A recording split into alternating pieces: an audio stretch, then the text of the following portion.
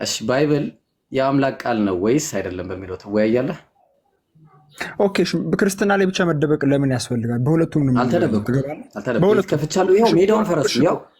ቁርአን ኢብራሂም እኔ ቁርአን የአምላክ ቃል ነው ወይ ብዬ አልጠየቅኩህም እኮ ተመልከት። እሺ ምንድን ነው የጠየቅኩህ? ቁርአን ወይስ መጽሐፍ ቅዱስ በሚለው ትገባለህ? አሁን ምንድን ነው ቁርአን ወይ መጽሐፍ ቅዱስ? ቁርአን የአምላክ ቃል ነው ወይ በሚለው መጽሐፍ ቅዱስ የአምላክ ቃል በሚለው ትገባለህ? ቁርአን የአምላክ ቃል ነው ወይስ ባይብል የአምላክ ቃል ነው? እንግባ ና ያው አለው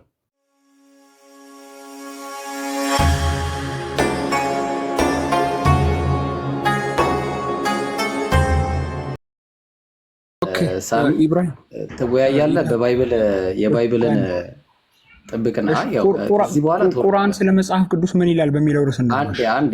አንዴ ባይብል አሁን ቅድም አቅርቤልሃለሁ። እንግዲህ አሁን ኦሬዲ 900 ሰው አለ። በ900 ሰው ያዳም ቁርአን ስለ መጽሐፍ ቅዱስ ምን ይላል በሚለው ጉዳይ ነው። አዳምጥ ከዚህ በኋላ ሚዩት ነው ማድረግ። አዳምጥ እስቲ እቤታችን ነው። እስቲ ቢያንስ እንኳን ሪስፔክት አድርግ። እስቲ አዳምጠኝ እስቲ። እሺ ባይብል የአምላክ ቃል ነው ወይስ አይደለም በሚለው ትወያያለህ? ኦኬ በክርስትና ላይ ብቻ መደበቅ ለምን ያስፈልጋል? በሁለቱም ነው። አልተደበቅኩም ከፍቻለሁ። ይኸው ሜዳውን ፈረስ ነው።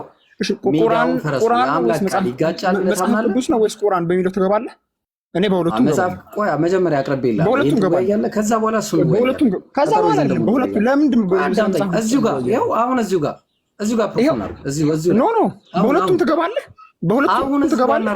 አሁን እናደርጋለን። ኢብራሂም እኔ ቁርአን የአምላክ ቃል ነው ወይ ብዬ አልጠየቅኩህም እኮ ተመልከት። እሺ ምንድን ነው የጠየቅኩህ? ቁርአን ወይስ መጽሐፍ ቅዱስ በሚለው ትገባለህ? አሁን ምንድን ነው ቁርአን ወይ መጽሐፍ ቅዱስ? ቁርአን የአምላክ ቃል ነው ወይ በሚለው መጽሐፍ ቅዱስ የአምላክ ቃል በሚለው ትገባለህ? ቁርአን የአምላክ ቃል ነው ወይስ ባይብል የአምላክ ቃል ነው? እንግባ ና ያው አለው። ኦኬ ናግባሽ ቁርአን እየጠቀስን እንነጋገራለን። ተመልከቱ። አዎ ስለዚህ አሁን ምንድን ነው የምናደርገው? የአምላክ ቃል ለመሆኑ በኮስት ነው የምንገባው። በኮስት ናግባ በኮስት ነው እዚህ ጋር ይኸው እዚህ ጋር አንድ ሺህ ኬስ አለ። አንድ ሺህ ኬስ ና ኮስት ትገባለህ። እኛ ቤት እንደዚህ ነገር የለም። ታረጋለህ። ምክንያቱም በእናንተ ቤት ብዙ ጊዜ ስገባ ሚውት እደረጋለሁ። እኛ ቤት ነው ሚውት የምታደርገው። ብዙ ጊዜ እስካሁን እየለፈለፍክ ሚውት አልተደረግክም። እስካሁን ፖለቲካ እየሰራ ነው። አሁን ወደ ውይይቱ ስንገባ ግን ሚውት ታደርገኝ ነው። ቆይ አይደለም። በነገራችን ላይ አንተ ትሳደባለህ። ስድብ የምትሳደብ እኮ ነው። የማትደረግበት ምክንያት የለም። ምን ብዬ የተሳደብኩት? ምን ብዬ እስካሁን ሰደብ ጣዖት ነው ብለህ ተናግራል። አልተናገርክም? አሁን ጣዖት ብያለሁ? አይ ባለፈው አትሳደባለህ ካልኩ ያኔ ብላል አላልክም? ያኔማ አንተም ስትሳደብ ነበር። አንተም አላልኩም። እኔ ምንም አልተሳደብኩም። አሁን በቃ ፖለቲካ አቁምና ቤቴ መታል ትወያያለህ። ቁርአን ወይስ መጽሐፍ ቅዱስ? በምርስ ይጋጫል። በምርስ የአምላክ ቃል የትኛው ነው? ቁርአን ወይስ መጽሐፍ ቅዱስ እኮ የትኛው የአምላክ ቃል ነው? ኦኬ እኔ ከሆስት ጀምር ናገባ በኮስት ነው። ይኸው እዚህ ጋር አንድ ሺህ ኬስ አለ። ናገባ እዚሁ አንድ ሺዎችን በኮስት ይከታተሉናል። እንደውም እኔ በኮስት ስገባ በእኔ ሳይት ሰው ይመጣል። በእኔ ሳይት ሰዎች ይገባሉ። ና ቁጭ በለና ተው። ይኸው ነገር የለም ነው በኮስት እንገባለን። ተፈቻለ ምንም ኮስት የሚባል ነገር የለም። እኔ እኮ በእናንተ መልካም ዕድል አይሆንም። ምክንያቱም ባለፈው ኢብራሂም ባለፈው ቆይ ኧረ እንደ የፈራ ሰው ኮስት ይላል እንዴ? የፈራ ሰው በኮስት ነው። በኮስት ወዳጅ ጀምሬያለሁ። ትቀጥላለህ? በኮስት ትቀጥላለህ ወይ? ቆይ ትልቅ ላይ ትቀጥላለህ? በኮስት እንግባ። ትልቁ ላይ ላድርግና ያው በኮስት እንግባ። በኮስት ላይ እንሆናለን። ምንም ኮስት የሚባል ነገር እና ያው ጀምር። አንድ ጠብቅ። ቁርአን ወይስ መጽሐፍ ቅዱስ የአምላክ ቃል? የትኛው ነው የአምላክ ቃል? አንዴ ቆይ በመጀመሪያ ደረጃ የምንጠይቃቸው ጥያቄዎች ይኖራሉ ማለት ነው። ተመልከቱ። እዚህ ጋር አንድ የመጀመሪያው ጥያቄ ልጀምር፣ በደንብ ስሙ። ሱረቱል ተውባ ምዕራፍ 9 ቁጥር 30 ላይ እንደዚህ ይላል። ቆይ እንጂ መጀመሪያ እናስተካከለ እንጂ እናስተካከል። ሰዓት እንያዝ፣ በሰዓት እናውራ፣ ፎርማል እናድርገው፣ እንቀጥል። ትስማማለህ እኮ? ምን ያህል ደቂቃ ነው ያለኝ? የጨበሬ ተስካር እንዳይሆን ለምን አወረድከኝ? ትልቅ ለምን አወረድከኝ? አላወረድኩም። ቆይ እንደዚህ ላደርግ እኩል እኛ ቤት እንትን የለም። እሺ ፌር ነው፣ ሁሉ ነገር ፌር ነው። አሁን ምን እናደርጋለን መሰለ ሳሚዬ፣ ምን ታደርጋለህ መሰለ፣ ሰዓት ይያዝልናል። አቡ ሙአዊያ ሰዓት ይይዝልናል፣ ወይ ደግሞ አንድ ሰው ሰዓት የሚይዝ ይገባል፣ አንድ ሰው ካለ። ከዛ በኋላ በሰዓት በደቂቃ እያወራን የትኛው የአምላክ ቃል ነው የሚለውን ነገር እናወራለን ማለት ነው። ሰዓት ይዘን ማለት ነው። ኦኬ ተመልከቱ እዚህ ጋር ቆይሽ ሳሚ ሰዓት እንያዝ እንጂ ቆይ እንጂ ፎርማል እኔ ነኝ የምጀምረው እኮ ፎርማል እናደርገዋለን እኮ እኔ ነኝ የምጀምረው እኮ ቆይ ሰዓት ይያዝ እንጂ ዝም ብለህ ልገባ ነው እንዴ? ምን ያህል በጣም ደንግጣለሁ ላይ ተረጋጋ። ሰዓት ሚዛ አንድ ሰው በነገራችን ላይ በኮስት አልገባም ማለት ተረጋጋ። ከቤት ያወጣም ማለት ፍርሃት ነው። ወላሂ ተረጋጋ። ከቤት ያወጣም ማለት ፍርሃት እኛ በጭራሽ ነው። እኔ ቤት ወላሂ በአላህ ምዬ እነግርሃለሁ፣ ሚውት አትደረግም። አንተ ብቻ አትሳደብ። አንተ ብቻ አትሳደብ። እናንተ ቤት በነገራችን ላይ በአላህ ስም ምዬ ነው ነገር እኔ ቤት ሚውት መደረግ የለም። ብትምልም እኔ ብዙ ለኔ ዋጋ የለም ቱ ቢሆንስ ብዙ ምክንያቱም በቃ አሁን እሺ ቶ በቃ ና አሁን አንድ ሰው ከታች ሰዓት የሚይዝ አንድ ሰው ቶሎ በል። እኔ ራሴ ሰዓት ይዣለሁ እያየሁት ነው። ከ49 ወይ አይደለም አንዴ ማዝም ብሎ ነገር የለም። ያው ከፈለግ ክርስቲያን አስገባና ሰዓት ያዝ። ፌር ብቻ ይሁን። ለዚህ ሁሉ በኮስት እንገባ ይሻል።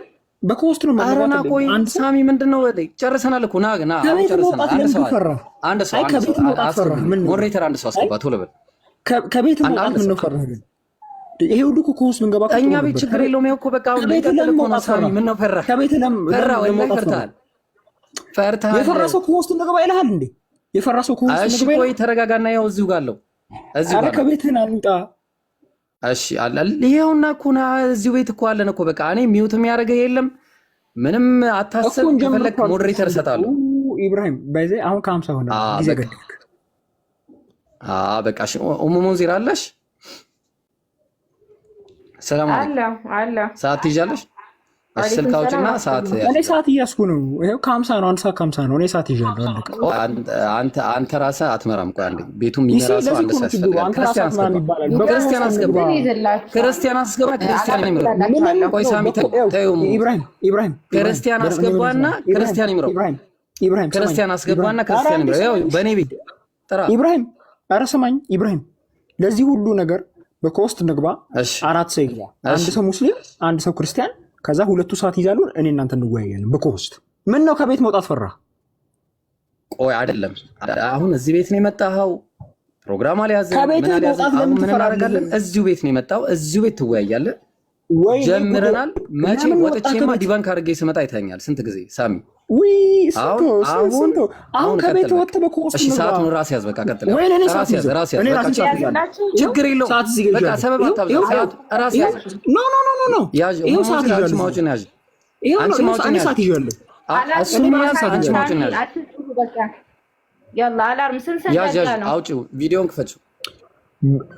ከቤት ስንት ደቂቃ ነው? ስንት ደቂቃ? አትፍራ። ስንት ደቂቃ? 10 ደቂቃ ኢንትሮዳክሽን ለመጀመር እንግዲህ ተመልክቱ። እኔ በኮስት 15 ኢንትሮዳክሽኑን 15 እናድርግ። ከዛ ሪባትል ስንት 7 ደቂቃ እናድርገው። ከዛ ክሮስ ኤግዛሚኔሽን እናደርጋለን። ክሮስ ኤግዛሚኔሽን በጥያቄና መልስ ራሴ የፈለኩትን ልመልስ ወይስ ቀጥታ ባክ ኤንድ ፎርዝ እናድርገው? የትኛው ይሻላል? መጀመሪያ ኢንትሮዳክሽን፣ ከዛ በኋላ ሪበተል። ከሪበተሉ በኋላ ዝም ብሎ ሰውዬ መልሱና ቋስ ጨርሰኛ እንዴ ሰውዬው ከመለሰ በኋላ ከዛ በኋላ ደግሞ ባክ ኤንድ ፎርዝ አለ። ሁለት አይሆንብንም ሳሚ? እንዲህ እናድርገው። ባክ ኤንድ ፎርዙን ወይ ባክ ኤንድ ፎርዝ እንምረጥ። አለዛ ደግሞ ኢብራሂም ባክ ኤንድ ፎርዙ በጣም ሄክቲክ ሊሆን ስለሚችል ጥያቄ ትጠይቃለህ፣ መልሳለሁ። ጥያቄ መጠይቃለሁ፣ ትመልሳለህ ማለት ነው። እስማማለሁ። ችግር የለውም። አንተ በተመቸ ችግር የለብኝም። ሰዓት እናድርገው። አንድ ሰው አንድ ጥያቄ 1 ደቂቃ ይጠይቃል። እንዴ ምን ሆነ ነው? እየሄድን ትፈራለህ ሳሚ? እሺ አሁን አንድ ሰውዬ 1 ደቂቃ ይጠይቃል። ከዛ አንዱ ሰው ወይ 3 ደቂቃ አነስተው ወይ 2 ደቂቃ አነስተው ለመልስ 2 ደቂቃ አላነሰም ግን በደምብ እንወያይ ብዬ ነው። እኔ ችግር የለብኝም። እኮ 3 ወይ 2 እንደተመቸ ዝም ብለን 3 እናድርገው በቃ። ምክንያቱም በ2 ደቂቃ የሚሆን ነገር አይደለም። እሺ ስለዚህ ከዛ በኋላ ኢንትሮዳክሽን ያልቅና ፎርማቱ መጀመሪያ 15 ደቂቃ ኢንትሮዳክሽን፣ ከዛ 10 ደቂቃ ይበታል። ከዛ 10 ደቂቃ ከዛ በኋላ ምናልባት 7 እንጨምርና ከዛ በኋላ ወደ ሪባትል እንገባለን። ከዛ ኮንክሉዥን እናደርጋለን። ጥያቄና መልሱ ስንት ደቂቃ ይሁን? ስንት ጊዜ ይሁን? 3 ወይስ 4? ዝም ብለን እንዳያንስ ዝም ብለን 4 እናደርገው እንዳያንስ፣ ምክንያቱም በደንብ እንድንወያይ ብዬ ነው። እሺ 4 እሺ አንዴ ስክሪፕቶ ሊያዝ። እሺ እንወያያለን። ስክሪፕቶ ሊያዝ። አንድ ጊዜ ቆይ አንዴ ስክሪፕቶ እኔ የመጀመሪያው ጀማሪ ወረቀትና ስክሪፕቶ ያዝ። ትጀምራለህ። ከዛ ኮንክሉዥን እኔ ነኝ መጨረሻ። እንዴት ተስማማን? ኮንክሉዥን የሚያደርገው እንዴት? አንተ ጀማሪና እኔ ኮንክሉድ አደርጋለሁ። አይሆንም። ኧረ እሺ እኔ ልጀምር፣ አንተ ኮንክሉድ አድርግ። ኦኬ እሺ ችግር እኔ ጀምራለሁ፣ ከዛ አንተ ኮንክሉድ አድርግ። ችግር ኮንክሉዥን ስንት ደቂቃ ይሁን? ኮንክሉዥን እሺ አንዴ ስክሪፕቶ ላምጣ፣ ተዘጋጅስ። ከዛ አንዴ ኮንክሉዥን ስንት ደቂቃ ይሁን? የመጨረሻው ኮንክሉዥን ስንት ደቂቃ ይሁን? እሺ ወይ 7 ደቂቃ ወይ 5 ደቂቃ፣ አንተ በተመቸ። ኮንክሉዥን መጨረሻ ላይ ሰው እንዳይሰራቸው ዝም ብለን 5 እናደርገው። መጨረሻ ላይ ስለሆነ 7 ደቂቃ ሊያዝም ስለሚችል መጨረሻ ስለሆነ እኔ ችግር የለብኝም 7 ደቂቃ የምታደርገው፣ ግን ሰው ችግር የለውም። እኔም ችግር የለብኝም። አንተ በተመቸ ሳሚ። አሁን እንዲህ እናደርጋለን። 7 ደቂቃ ይሁን። እሺ እንዲህ እናደርጋለን። ምን እናደርጋለን መሰለ? አሁን ከ54 ነው የሚለው 8 ሰዓት እንድንጀምር ስክሪፕቶ ምናምን ላዘጋጅ አንድ ጊዜ። አንተም እስከዛ ተዘጋጅ። እስከዛ ታፕ ኮፒ ሊንክ ያርጉ። እሺ በዛ እንቀጥላለን። አንዴ መጣ። አይሽ እስከዛ ኮፒ ሊንክ አድርጉ እስኪመለስ።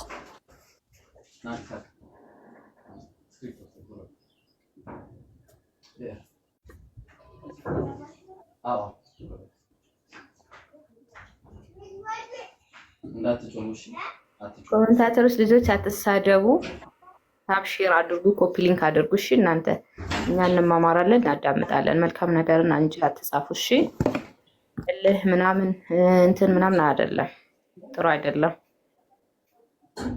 ታብ አድርጉ፣ ኮፒ ሊንክ አድርጉ፣ ሰው እንዲመጣ ሰው እንዲማር። ያላ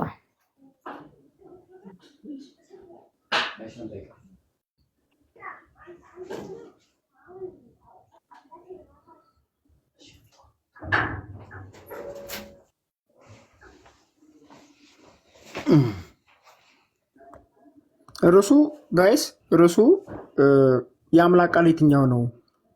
ቁርአን ወይስ መጽሐፍ ቅዱስ የሚለው ነው። ያራሉ ዝም ብለን ስለ መጽሐፍ ቅዱስ ብቻ እናወራም፣ ስለ ቁርአንም እናወራለን።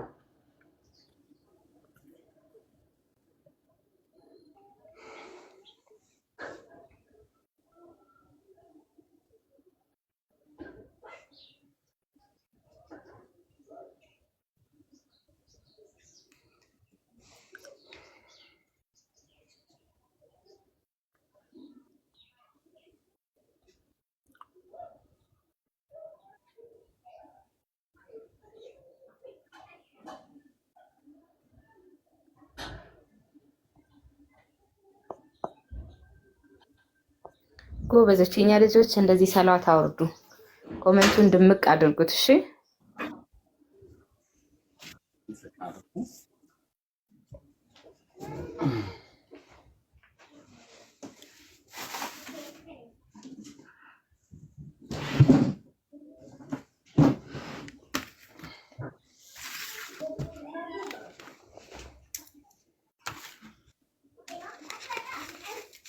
በኮስት ብንገባ ግን ጥሩ ነበር። እኔ እሱ ይሻለኝ ነበር ግን ሳሚ ችግር የለውም። በፍትህ እንሻሽር። ለዚህ እኛ ቤት ፌር አይደለም ለመሰላችሁ። ምናልባት ትወዷለህ። ከዚህ በኋላ ምን እናንተ ቤት ስመጣ እወርዳለሁ ብዙ ነገር እንደዚህ ስለምል ችግር የለም። አንድ ኢብሮስ እንትን ስጠኝ፣ እሺ ስልጣን ስጠኝ ለዛሬ። እሺ በነገራችን ላይ ሚዩት የሚያደርግ ሰው ካለ ለሱ 1 ደቂቃ እየጨመርኩ ነው የምሄደው። እሺ ሚዩት የምታደርጉት ካላችሁ ይኸው እሱ ፊት ነው የምነግራችሁ። ስድብ እስካልተሳደበ ድረስ ሲጀመር ያሳይሃል። ከላይ ሞዴሬተሩን አንሳ። እንደዚህ የሚያደርግ ሰው ብሎክ ነው የማደርገው ማለት ነው። ኢብራሂም አንተ እስካልተሳደብክ እኔ ነኝ የማደርገው። ሲጀመር አትሳደብምም አላረገምም። ሲጀመር አትሳደብምም አላረገምም። ሳሚ በቃ አውቃለሁ ነው። ይሄ ፎርማል ዲስከሽን ነው። ሶ ፎርማል ዲስከሽን ላይ እላፊ ነገር አልናገርም። አላህንም መሐመድንም እላፊ ነገር አልናገርም። ፎርማል ዲስከሽን ነው። አለቀ በቃ። እሺ ተስማምተናል። ኦኬ 2 ደቂቃ ነው የቀረው። ሼር አድርጉ፣ ሁላችሁም በደንብ ሼር አድርጉ። አንዴ ኦኬ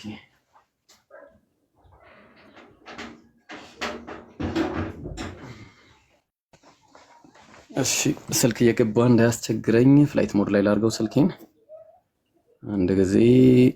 ኦኬ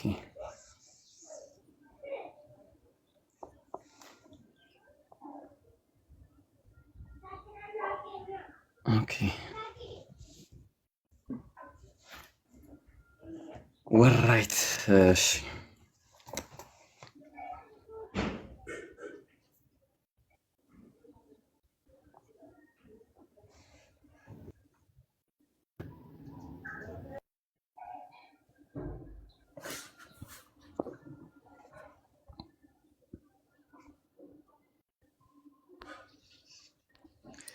رب اشرح لي صدري ويسر لي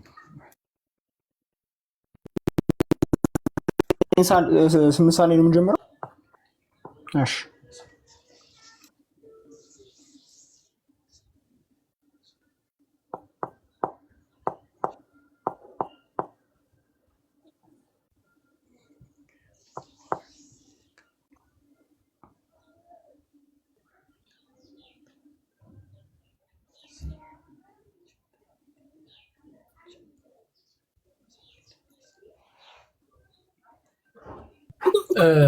ወንድሜ ኢብራሂም የሆነ ነገር እንትን ልል ፈልጌ ነበር።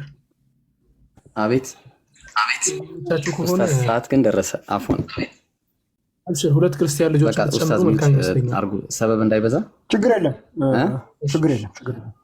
የክርስትና እምነት ተከታዮችን ብትጨምሩ እመክራለሁ። 2 የክርስትና እምነት ተከታዮች ከስር ይቀመጡ።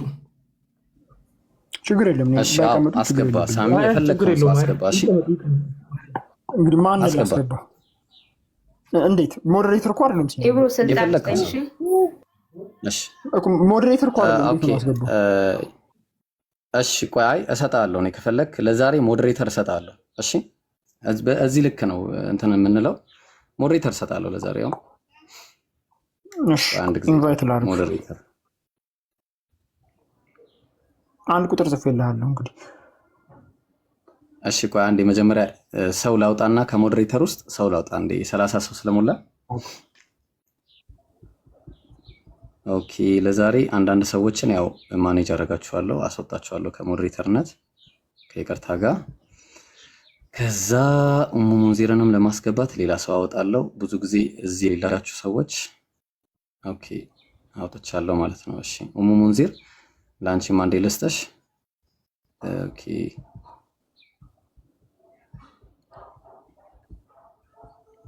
ሞዴሬተር። እሺ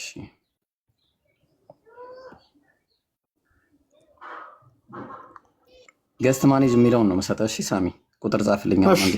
ችግር የለም። ሼር ላድርግ። ቆይ አንዴ።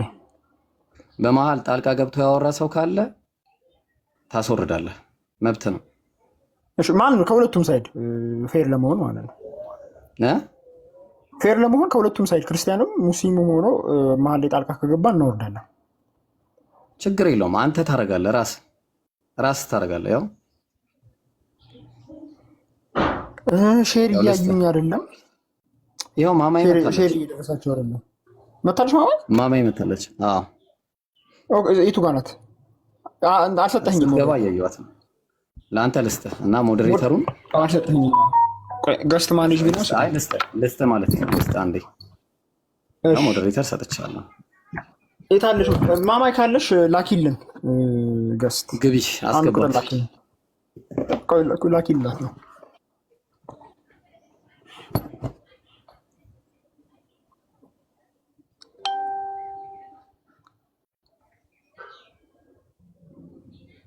እያየኋት አይደለም። እዮብ መጥቷል።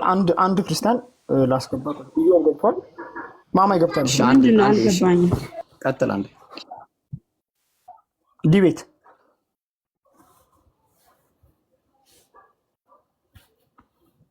ሰላም ማማዬ፣ እንዴት ነሽ? እንዴት ነሽ ማማዬ? ሰላም ወይ? ካልቻልሽ ችግር የለም አለው። እግዚአብሔር ይመስገን። ምንድን ነው ሰላማችን? አይ ነው ዲቤት ልናደርግ ነው። ከአዲያ ዲቤቱ አልገባ ማለት ሁለታችሁ ብቻ አይደላችሁ የምታረጉት ወይስ? አይ ሁለት ሰው ይኖር፣ አንተ ብቻ እንዳትሆን ተብሎ ነው። አይ እሺ በቃ ቀጥሉ። ኦኬ እሺ። ኢዮብም መጥቷል። ሰላም ኢዮብ አለ አለው። ሳሚሻይ አለን። በቃ አለን። ደግሞ አንተ ፎሎ መልስ አልመለስክም።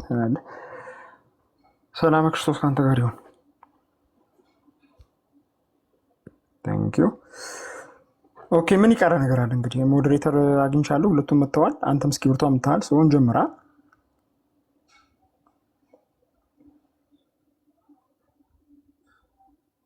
ርዕሱ በምንድን ነው? የአምላክ ቃል ማን ነው? መጽሐፍ ቅዱስ ወይስ ቁርአን? ኦኬ ካለ ሆስት ሁለታችሁ ብቻ ከተወያያችሁ እኛ ገስት ምንድን ነው የኛ ልጆች ታፕ ኮፒ ሊንክ እያደረጋችሁ እሺ። ምንም አትጻፉ። በጥሩ ነገር የሚጽፍ ሚውት ይደረጋል ከሁለቱም ወገን። አንተ ብቻህን እንዳትሆን አሉ። እሺ ማን ሳሚዬ፣ በቃ ከዚህ በኋላ እኔ ምናልባት በመሀል ልወጣ ስለምችል ወይም ደግሞ የሚያስፈልግ ቀጥታ እዚሁ መቀመጥ የሚችል ሰው ካለ ቤት ዘግቼም ስለወጣ ካልቻልሽ ችግር የለም። ካልቻልሽ ኤኒታይም እንጂ አይ በቃ እሺ። አሁን የምትፈልገው ሰው ካለ ቶሎ አስገባ፣ እንቀጥል። ሳሚ የለም በቃ ችግር የለም። ኦኬ እሺ። ዋን ላስቲንግ አንዱ ሰው ሲያወራ ሌላው ካሜራ ቢያጠፋ ጥሩ ነው። ኦኬ እኔ ስታክ ያደርግብኛል። እንዲያደርጋለሁ ያው እንዲያደርጋለሁ። ካሜራ ስታክ ያደርግብኛል። ስክሪን ላይ ካለ እኔን አይደለም የሚሰማኝ። አየህ አሁን አንተ የምታወራ ከሆነ ደግሞ እኔ አንተን አይደለም የሚሰማ። ስለዚህ የሚያወራው ሰው ላይ ፎከስ ችግር የለም። እንደዚህ ያደርጋለሁ፣ እንዲያደርጋለሁ ያው። እሺ ልጀምር። በቃ እንደዛ ከሆነ ልጀምር። እሺ ቆይ አንዴ ልክፈተው ቁርአን። ኦኬ በጌታ በኢየሱስ ክርስቶስ ስም በስመ አብ ወወልድ ወመንፈስ ቅዱስ አሐዱ አምላክ አሜን። እንግዲህ አሁን የውይይታችን ርዕስ ሰዓት ያዙ ጀምረናል። ከ5 ነው የጀመርነው። ከኢንትሮዳክሽን ሰዓት 15 ስለሆነ ከ20 ጨርሳለሁ ማለት ነው። 8 ሰዓት ከ20 ከ5 ሰዓት ያዙ። እኔም ይዣለሁ። ለመጀመሪያ ያለው በስመ አብ ወወልድ ወመንፈስ ቅዱስ አሐዱ አምላክ አሜን። እንግዲህ ዛሬ ውይይታችን ርዕስ የአምላክ ቃል ማን ነው? ቁርአን ወይስ መጽሐፍ ቅዱስ የሚል ርዕስ ነው የያዝነው እና በጣም አስፈላጊ ርዕስ ነው። ሰዎች ሊወያዩበት የሚገባ ርዕስ ነው።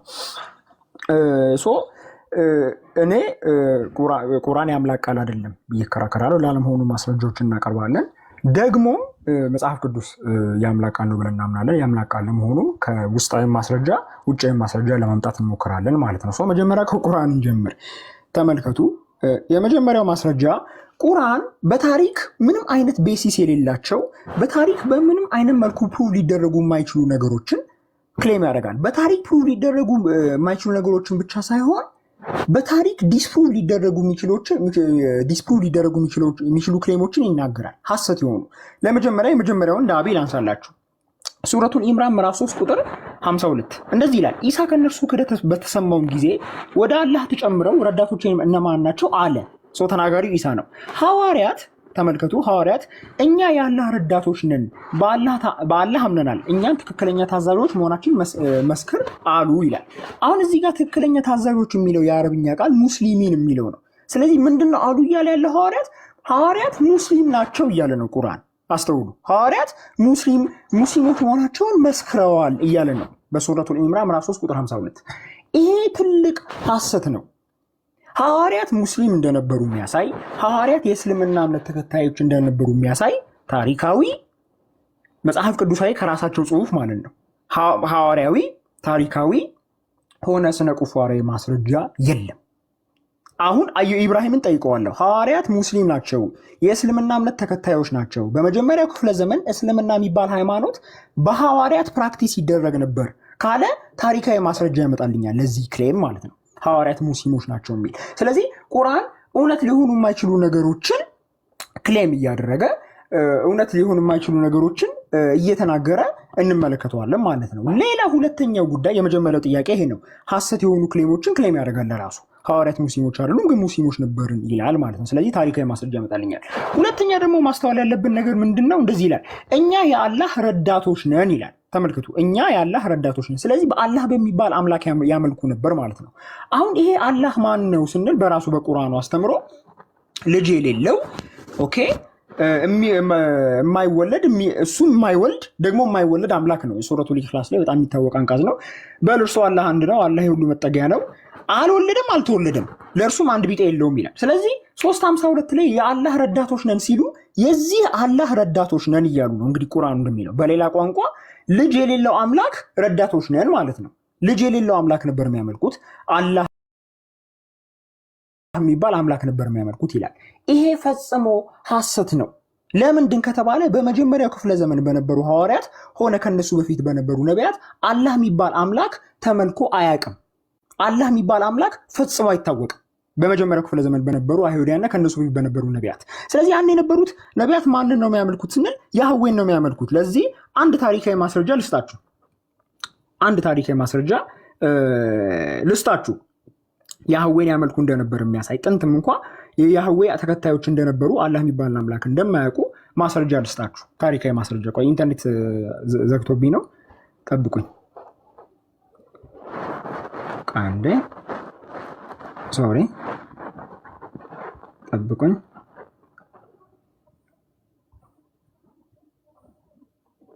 አንድ ሰዓት ያዙልኝ ጋይስ፣ አንድ ሰዓቱን ፖዝ አድርጉት። ያዝለት፣ ኢንተርኔቱ እያስቸገረኝ ስለሆነ ከ9 ላይ ያዙልኝ።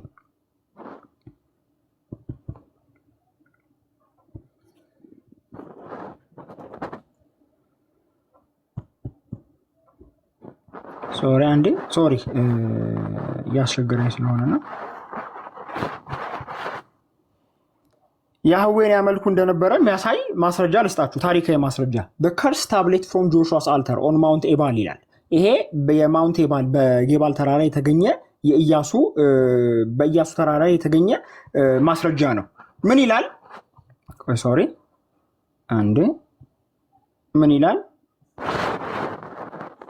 ተመልከቱ። አንድ ቆይ፣ ይዞብኝ ነው፣ ሎድ እያደረገ ነው። ሶሪ ኢንተርኔት በጣም እያስቸገረኝ ስለሆነ ነው።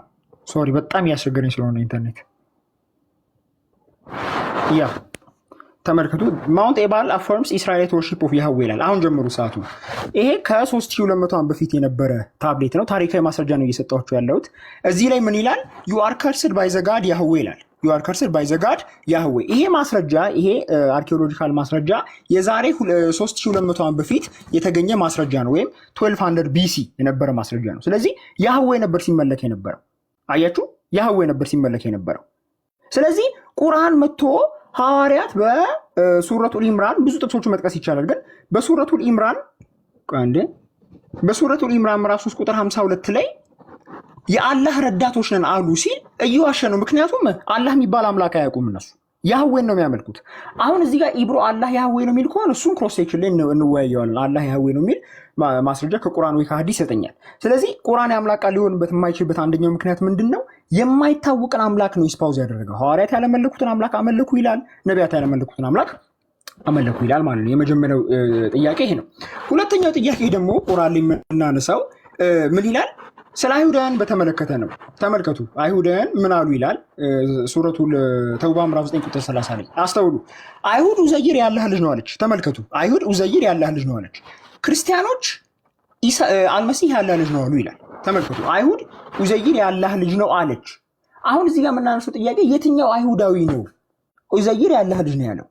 አሁን እዚህ ጋር ኢብራሂም ወይ ነው ሌሎች ብዙ ሙስሊም ወገኖቻችን ምንድን ነው የሚሉት? እዚህ ጋር ይሄ የሚመለከተው የመካ አይሁዶችን ነው ወይ ደግሞ ጥቂት አይሁዶችን ነው ይላል። ይሄ ግን ቁርአን የሚናገረው ነገር አይደለም። ቁርአን በተደጋጋሚ በብዙ ቦታዎች ላይ ስለተወሰኑ ግሩፖች ሲያወራ የተወሰኑት አይሁድ የተወሰኑት እያለ ለይቶ ነው የሚያወራው። እዚህ ጋር ግን እንደሱ አላለም። በደፈናው አይሁድ ኡዘይር የአላህ ልጅ ነው አሉ ይላል። ስለዚህ የትኞቹ አይሁድ ኡዘይርን የአላህ ልጅ ብለው እንዳመለኩት ማስረጃ ትሰጠኛለህ ማለት ነው። አይሁዶች ያላሉትን ነገር አሉ ብሎ ይናገራል። ስለዚህ ይሄ ኤክስተርናል ክሌም የለውም፣ ሐሰተኛ ክሌም ነው። ዊች ሚንስ ባይ ዴፊኒሽን የአምላክ ቃል ሊሆን አይችልም ማለት ነው። የአምላክ ቃል ሊሆን አይችልም። ሌላው ጉዳይ ቁርአን ላይ የምናነሳው ነገር ቶታሊ ክሌሞቹ አንፋውንድድ ናቸው። አንፋውንድ ናቸው። የሚናገራቸው ሂስቶሪካል ክሌምስ፣ የሚናገራቸው ሪሊጂየስ ክሌምስ በሙሉ አንፋውንድ ናቸው። ለምሳሌ ሱረቱል ማይዳ ምዕራፍ 5 ቁጥር 18 ሱረቱል ማይዳ ምዕራፍ 5 ቁጥር 18 አይሁዶችና ክርስቲያኖችም እኛ የአላህ ልጆችና ወዳጆች ነን አሉ። ተመልከቱ፣ አይሁዶችና ክርስቲያኖች እኛ የአላህ ልጆችና ወዳጆች ነን አሉ ይላል። ታዲያ በኃጢአቶቻችሁ ለምን ያሰቃያችኋል? አይደላችሁም እናንተ ከፈጠራቸው ሰዎች ናችሁ በላቸው ይላል። አሁን ይሄ ጥቅስ ለምንድነው ፕሮብሌማቲክ የሚሆነው ስንል ቁርአን በክርስቲያኖችና በአይሁዶች እጅ ያለውን መጽሐፍ ያረጋግጣል። ለምሳሌ ሱረቱል ኢምራን ምዕራፍ 3 ቁጥር 75 ተመልከቱ። ሱረቱል ኢምራን ምዕራፍ 3 ቁጥር 75 ምን እንደሚል ተመልከቱ። ነው አይደለም? ቁጥር 81 አላህ የነቢያትን ቃል ኪዳን ከመጽሐፍና ከጥበብ ጋር ሰጥቻችሁ ከዚያም ከእናንተ ጋር ላለው መጽሐፍ የሚያረጋግጥ መልእክተኛ በመጣላችሁ ጊዜ በእርሱ በእርግጥም እንደምታምኑበት በእርግጥ እንድትረዱት ሲል በያዘ ጊዜ አስታውስ ይላል። አስተውሉ፣ ከእናንተ ጋር በነበረው አይደለም የሚለው ቴንሱ፣ ከእናንተ ጋር ላለው አሁን በዚህ ሰዓት which means በመሐመድ ዘመን ለነበረው መጽሐፍ አረጋጋጭ ነው። ቁርአን በመሐመድ ዘመን ለነበረው መጽሐፍ አረጋጋጭ ነው። አስተውሉ። ሌላ ማስረጃ ይሄ የሱረቱል ኢምራን ምዕራፍ 3 አስባብ ኑዙሉን ስትመለከቱ የወረደው ለናጅራን ክርስቲያኖች ነው። አስባቡ ለናጅራን ክርስቲያኖች ነው። ስለዚህ ቃል በቃል ወንጌልን ነው ሪፈር የሚያደርገው ለናጅራን ክርስቲያኖች የተነገረ ቃል ስለሆነ ማለት ነው። ኦኬ፣ ሌላ ማስረጃ ጨምርላችሁ ከዛ ከቁርአን ሱረቱል በቀራ ምዕራፍ 2 ቁጥር 89 ተመልከቱ ምን እንደሚል ተመልከቱ። ከነሱም ጋር ያለው መጽሐፍ አረጋጋጭ የሆነ መጽሐፍ ካላህ ዘንድ በመጣላቸው ጊዜ አስተውሉ። ከነሱ ጋር ያለውን ነው የሚለው በፕሬዘንት ቴንስ ለነበረው አላለም። ከነሱ ጋር ለነበረው መጽሐፍ አረጋጋጭ አላለም። አስተውሉ። ከነሱ ጋር ለነበረው መጽሐፍ አረጋጋጭ አላለም። ከነሱ ጋር ያለውን ነው የሚለው። በፕሬዘንት ቴንስ ከነሱ ጋር ያለው መጽሐፍ ያረጋግጣል። አሁን እኛም የምናነሳው ጥያቄ ምንድነው? ከነሱ ጋር የነበረው መጽሐፍ አይሁዶች ዘንድ የነበረው መጽሐፍ አይሁዶችና ክርስቲያኖች ዘንድ የነበረው መጽሐፍ እነሱ የእግዚአብሔር ልጆች እንደሆኑ ይናገራል። ማስረጃ ዘዳግም 14:1 እናንተ የአምላካቸው የእግዚአብሔር ልጆች ናችሁ ይላል። እነሱ ጋር የነበረው መጽሐፍ እነሱ የእግዚአብሔር ልጆች እንደሆኑ ነው የሚናገረው። ይሄ ዘዳግም 14:1 በአይሁዶች ዘንድ ያለ አልነበረም ብሎ ጥያቄ ካነሳ ምናየው ይሆናል። አሁን ያለው ኦሪትና ያን የነበረው ኦሪት አንድ አይነት አይደለም የሚለውን እሱን እንዝናናበታለን፣ ችግር የለም። ግን ምን ይላል? የእግዚአብሔር ልጆች ናችሁ ይላል፣ የአምላክ ልጆች ናቸው ይላል። በአዲስ ኪዳንም ደግሞ ማቴዎስ ወንጌል ምዕራፍ 5 ላይ በአይሁዶች ዘንድ በነበረው በወንጌል ማቴዎስ 5 ላይ እንደዚህ ይላል። ማቴዎስ ወንጌል ምዕራፍ 18 ላይ እንደዚህ ይላል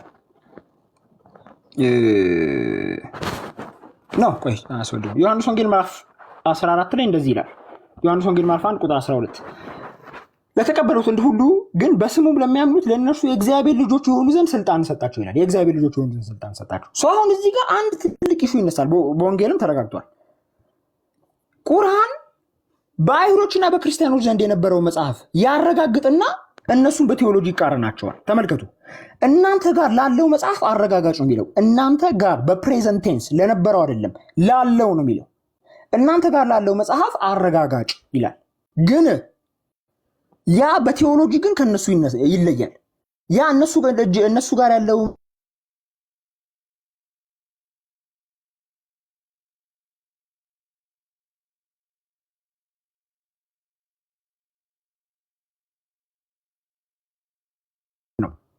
የአምላክ ቃል ሊሆን እንደማይችል ግልጽ ነው። ቅድም ሰዓት የተያዘብኝ ያለ 2 ደቂቃ ጨምሩልኝ። የሳውጣ ያዘብኝ ከ22 ላይ ነው የሚጨርሰው። ከ22 ላይ ይጨርሳል። ሶስተኛ በቁርአን በኢሞራላዊ ድርጊቶች የተሞላ መጽሐፍ እንደሆነ እንረዳለን። በኢሞራላዊ ድርጊቶች ለምሳሌ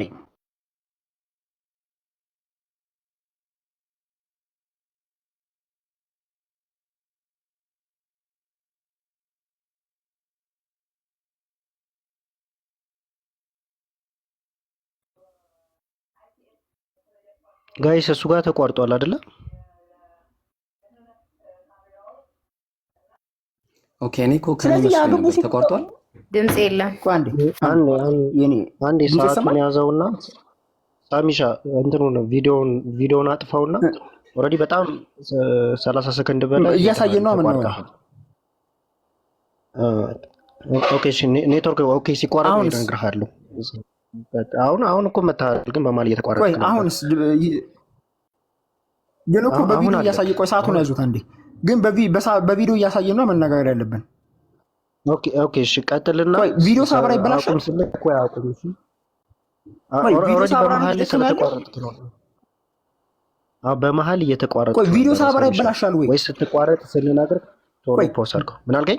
ቆይ እዮባ ቪዲዮ ሳበራ ይበላሻል ወይ? በመሀል እየተቋረጥክ ነበር አይደለ?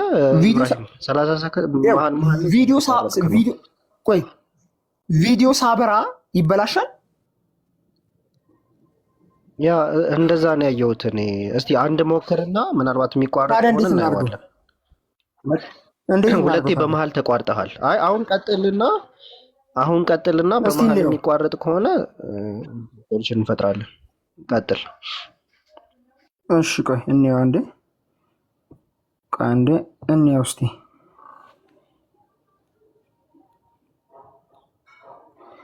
ኦኬ ሶ ቀደም ካቋረጥኩበት ልቀጥል። ኢንፋክት እንዲያው አንዳንድ የዘለልኳቸውም ሀሳቦች ስላሉ እሱም ደግሜ እንትን ልበል። ሶ ጀስት ለመጠቅለል ያህል የመጀመሪያውን ሀሳብ ከዛ ወደ ቀጣዩ ሀሳብ ሄዳለሁ። አሁን ሰዓት ስለተያዘ በቃ 2 ደቂቃ ጨምሩልኝ፣ 24 ላይ ጨርሳለሁ። አሁን 2 ደቂቃ ስለወራ 379 ላይ እንደዚህ ይላል። የጀመርኩት ሀሳብ ለመዝጋት 30 ደቂቃ ከተቋረጥኩ ማለት ነው። ለማንም ሰው አላህ መጽሐፍን፣ ጥበብን፣ ነብይነትንም ሊሰጠውና ከዚያም ለሰዎች ከአላህ ሌላ ለእኔ ባሮች ሁኑ ሊል አይገባውም። ማን ግን መጽሐፍን የምታስተምሩ በነበራችሁትና የምታጠኑም በነበራችሁ በእውቀታችሁ ሰሪዎች ሁኑ ይላቸዋል ይላል። ከዚህ አንቀጽ ምንድን ነው የምንረዳው? ሁሉም ነቢያት አላህን እንዲገዙ ነው የተጠሩት። ኦኬ ከአላህ ውጭ ሌላ አካል ተገዙ ማለት አይገባቸውም ይላል። ይሄ በጣም ቦልድ ክሌም ነው። ምክንያቱም የትኛውም ነቢይ የትኛውም ሐዋርያ አላህን የሚባል አምላክ አላመለከም። አላህ የሚባል አምላክን ለማምለኩ ኤክስተርናል ታሪክ ውጫዊ ማስረጃ የለም። ኦኬ ስለዚህ አሁን ብዙ ጊዜ ሙስሊሞች ሙሳ አላህን ያመለከው ይሉናል፣ ዳውድ አላህን ያመለከው ይሉናል፣ ዘካሪያ በኋላ የሚመጡ ነቢያቶች አላህን ያመለኩት ይሉናል፣ ሐዋርያቶችም አላህን ያመለኩት ሙስሊሞች ናቸው ይላል 352 እንዳይ ነው። ነገር ግን ምንም አይነት ታሪካዊ ማስረጃ የለም አላህን ለማምለካቸው፣ ውጫዊ ታሪካዊ ማስረጃ የለም አላህ የሚባል አምላክ ለማወቃቸው ወይም ደግሞ እስልምና የሚባል ሃይማኖት ለመከተላቸው። ስለዚህ ይሄ ቁርአን የአምላክ ቃል ሊሆን እንደማይችል ነገር ግን ያው በሐሰት የተሞላ መጽሐፍ እንደሆነ ፕሩቭ ያደርጋል ማለት ነው። ሌላው ቁርአን የአምላክ ቃል ሊሆን የማይችልበት ምክንያት ምንድነው? በተለያዩ ኢሞራላዊ ጉዳዮች፣ ኢሞራላዊ አስተምሮች የተሞላ መጽሐፍ ነው። ተመልከቱም እንደሚል ከሴቶችን በባል ጥብቆቹ እጆቻችሁ በምርኮ የያዟቸው ሲቀሩ በእናንተ ላይ እርም ናቸው ይላል።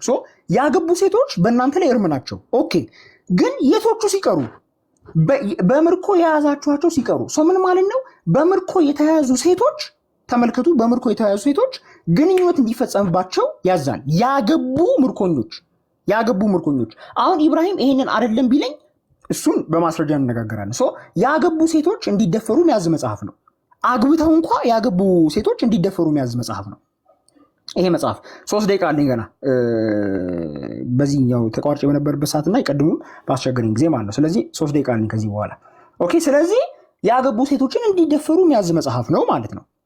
ይሄ የአምላክ ቃል ሊሆን አይችልም፣ ኢሞራላዊ ነው። ከዛ ቀጥሎ እንደዚህ ይላል ተመልከቱ። ይህን አላህ በእናንተ ላይ ጻፈ። ከዚያችሁም ከተከለከሉት ወዲያ ጠብቆች ሆናችሁ ዝሙተኞች አትሁኑ። በገንዘቦቻችሁ ልትፈልጉ ለእናንተ ተፈቀደ። በገንዘቦቻችሁ ከእነሱም በኋላ በመገናኘት የተጠቀማችሁባቸውን ሴቶች መህሮቻቸውን ግዴታ ሲሆን ስጧቸው ይላል። አሁን እዚህ ጋር ትራንስሌሽን ላይ ትርጉሙ ላይ ደባ ሰርተዋል። እዚህ ጋር አረብኛው የሚለው አጅር ነው የሚለው፣ ኡጁሩሁም ነው የሚለው፣ አጅር ነው የሚለው፣ ደሞዛቸውን ነው። መህር ተብሎ አይተረጉም አረብኛውን ስትመለከቱት ሌክሲካል ማስረጃ ማቅረብ እንችላለን።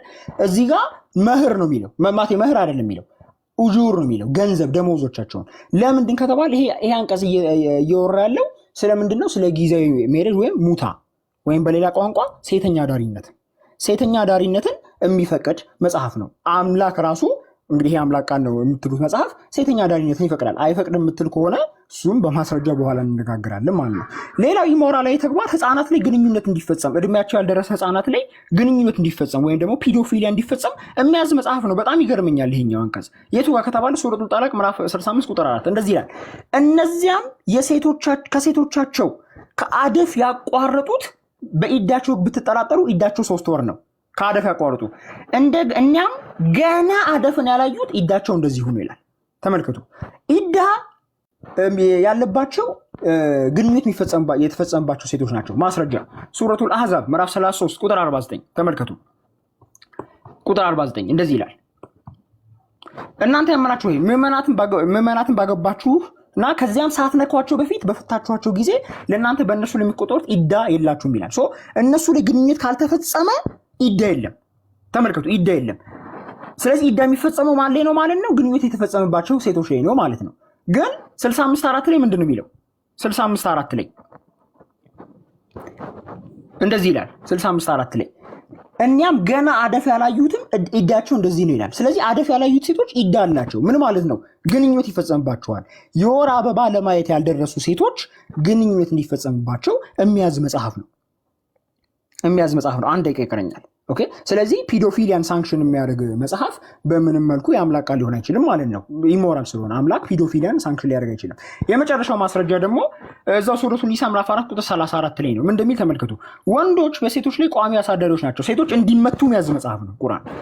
ቋሚ አሳዳሪዎች ናቸው። አላህ ከፊላቸውን በከፊሉ በማብለጡና ወንዶች ከገንዘቦቻቸው ለሴቶች በመስጠታቸው ነው። መልካም ሴቶች ኦኬ። ሱረቱን ኒሳ ምዕራፍ 4 ቁጥር 34 እነዚያ ማመጻቸውን በመኝታዎቹ ተለያቸው ምቷቸው። ሳካ ሳታርጉ የሚለው አረብኛው ላይ የለም፣ ምቷቸው ነው የሚለው። ሴቶች እንዲመቱ የሚያዝ መጽሐፍ ነው እና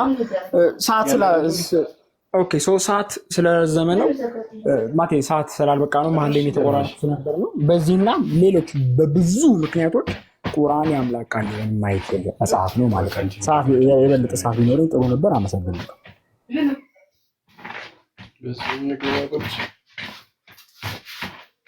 እሺ ኡሙ ሙንዚር ሚውት አድርጊ አንዴ። እሺ ሳሚ ልቀጥል። ሰዓት ጨርሳለህ አይደል? አዎ እኔ 2 ደቂቃ ማሻአላ 2 ደቂቃ አልፌ ነው። አሁን አንተ ቀጥል። እሺ ምናልባት ለወደፊቱም ሐሰት የሚል ነገር ባትጠቀም እኔም እንዳልጠቀም ማለት ነው። እሺ ኤኒዌይስ እንቀጥል። ስላልተባባልን ቁርአን ማን ቃል ነው? ማን ነው መጀመሪያ? ስላልተባባልን እሺ እሺ ምንድነው ምን እናደርጋለን አሁን? እሺ ሰዓቴን አስጀምረው። ቢስሚላህ ወሰላቱ ወሰላሙ ዐላ ረሱሊላህ ሰለላሁ ዐለይሂ ወሰለም ረቢ ሽረሕ ሊ ሰድሪ ወየሲር ሊ አምሪ ወሕሉል ዑቅደተ ሚን ሊሳኒ የፍቀሁ ቀውሊ ወቁል ጃአ አልሐቁ ወዘሀቀ አልባጢል ኢነል ባጢለ ካነ ዘሁቃ። ኢንሻአላህ እውነትም መጣ ውሸትም ተወገደ። ውሸት ሁሌም ተወጋጅ ነውና ማለት ነው። ምንድነው ዛሬ ርዕሳችን ሲባል ቁርአን የማን ቃል ነው? ቁርአን የማን ቃል ነው? ባይብልስ የማን ቃል ነው? የአላህ ነው? ሁለቱም የአምላክ ቃል ነው? የትኛው? እሺ ያኔ በመጀመሪያ ደረጃ ሊትራል የሆነ ማመልከቻ ልስጣችሁ። ቁርአን ላይ አላህ Subhanahu Wa Ta'ala በሱረቱል ተውባ ምዕራፍ 9 ቁጥር 6 ላይ ምን አለ? ወኢን አሐዱ ሚነል ሙሽሪኪን እስተጃረከ ፈአጅርሁ ሐታ የስመዕ ከላም አላህ።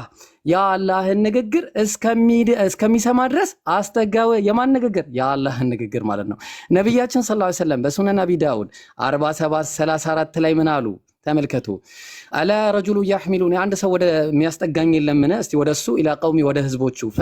ፈኢነ ቁረይሸ ቀድ መነዑኒ አን ኡበሊገ ከላመ ረቢ፣ የጌታዬን ቃል እንዳላስተላለፍ ማን ከለከሉኝ አሉ? የኔ ቁረይሾች ማለት ነው፣ ህዝቦቻቸው፣ እዛ የነበሩ ህዝቦቻቸው። ስለዚህ አላህ Subhanahu Wa Ta'ala የራሱ ቁርአን እንደሆነ የራሱ ንግግር እንደሆነ በግልጽ ነገረን። ይሄው በማያሻማ ሁኔታ አላህ Subhanahu Wa Ta'ala ስለ ራሱ ቁርአን ሲነግረን በሱረቱ ኒሳ ምዕራፍ 4 ላይ ቁጥር ቁጥሯን ሸፍኛታለሁ 82 ይመስለኛል።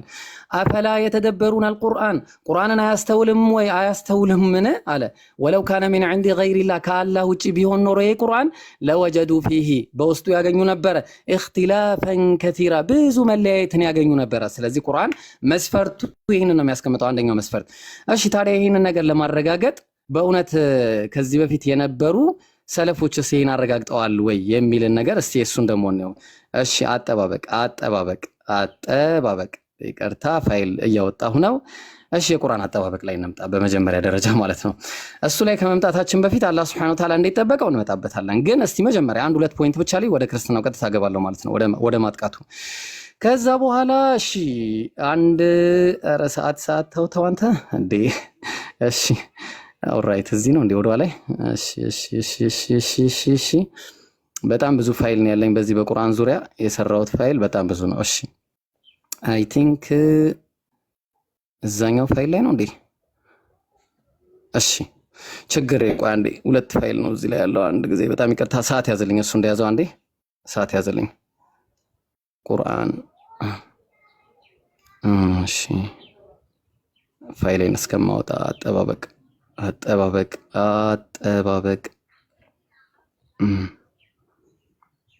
ሰዓት ያዘልታል እሺ ቆይ እሱ መሆኑን ላረጋግጥ አንዴ ቆይ እሺ ሳሚ እሱ መሆኑን ላረጋግጥ አንድ ጊዜ ሁለት ስለሆነ አንደኛው ማጥፋት ነበረብኝ አይ ነው ተረጋግተህ አውጣ አትጣለፍ ሰዓት ያዘልኝ ተረጋግተህ አውጣ እሺ አመሰግናለሁ ሳሚዬ በጣም አመሰግናለሁ ይሄኛው ነው በቃ እሺ ኦልራይት እሺ እዚህ ጋር እንመጣለን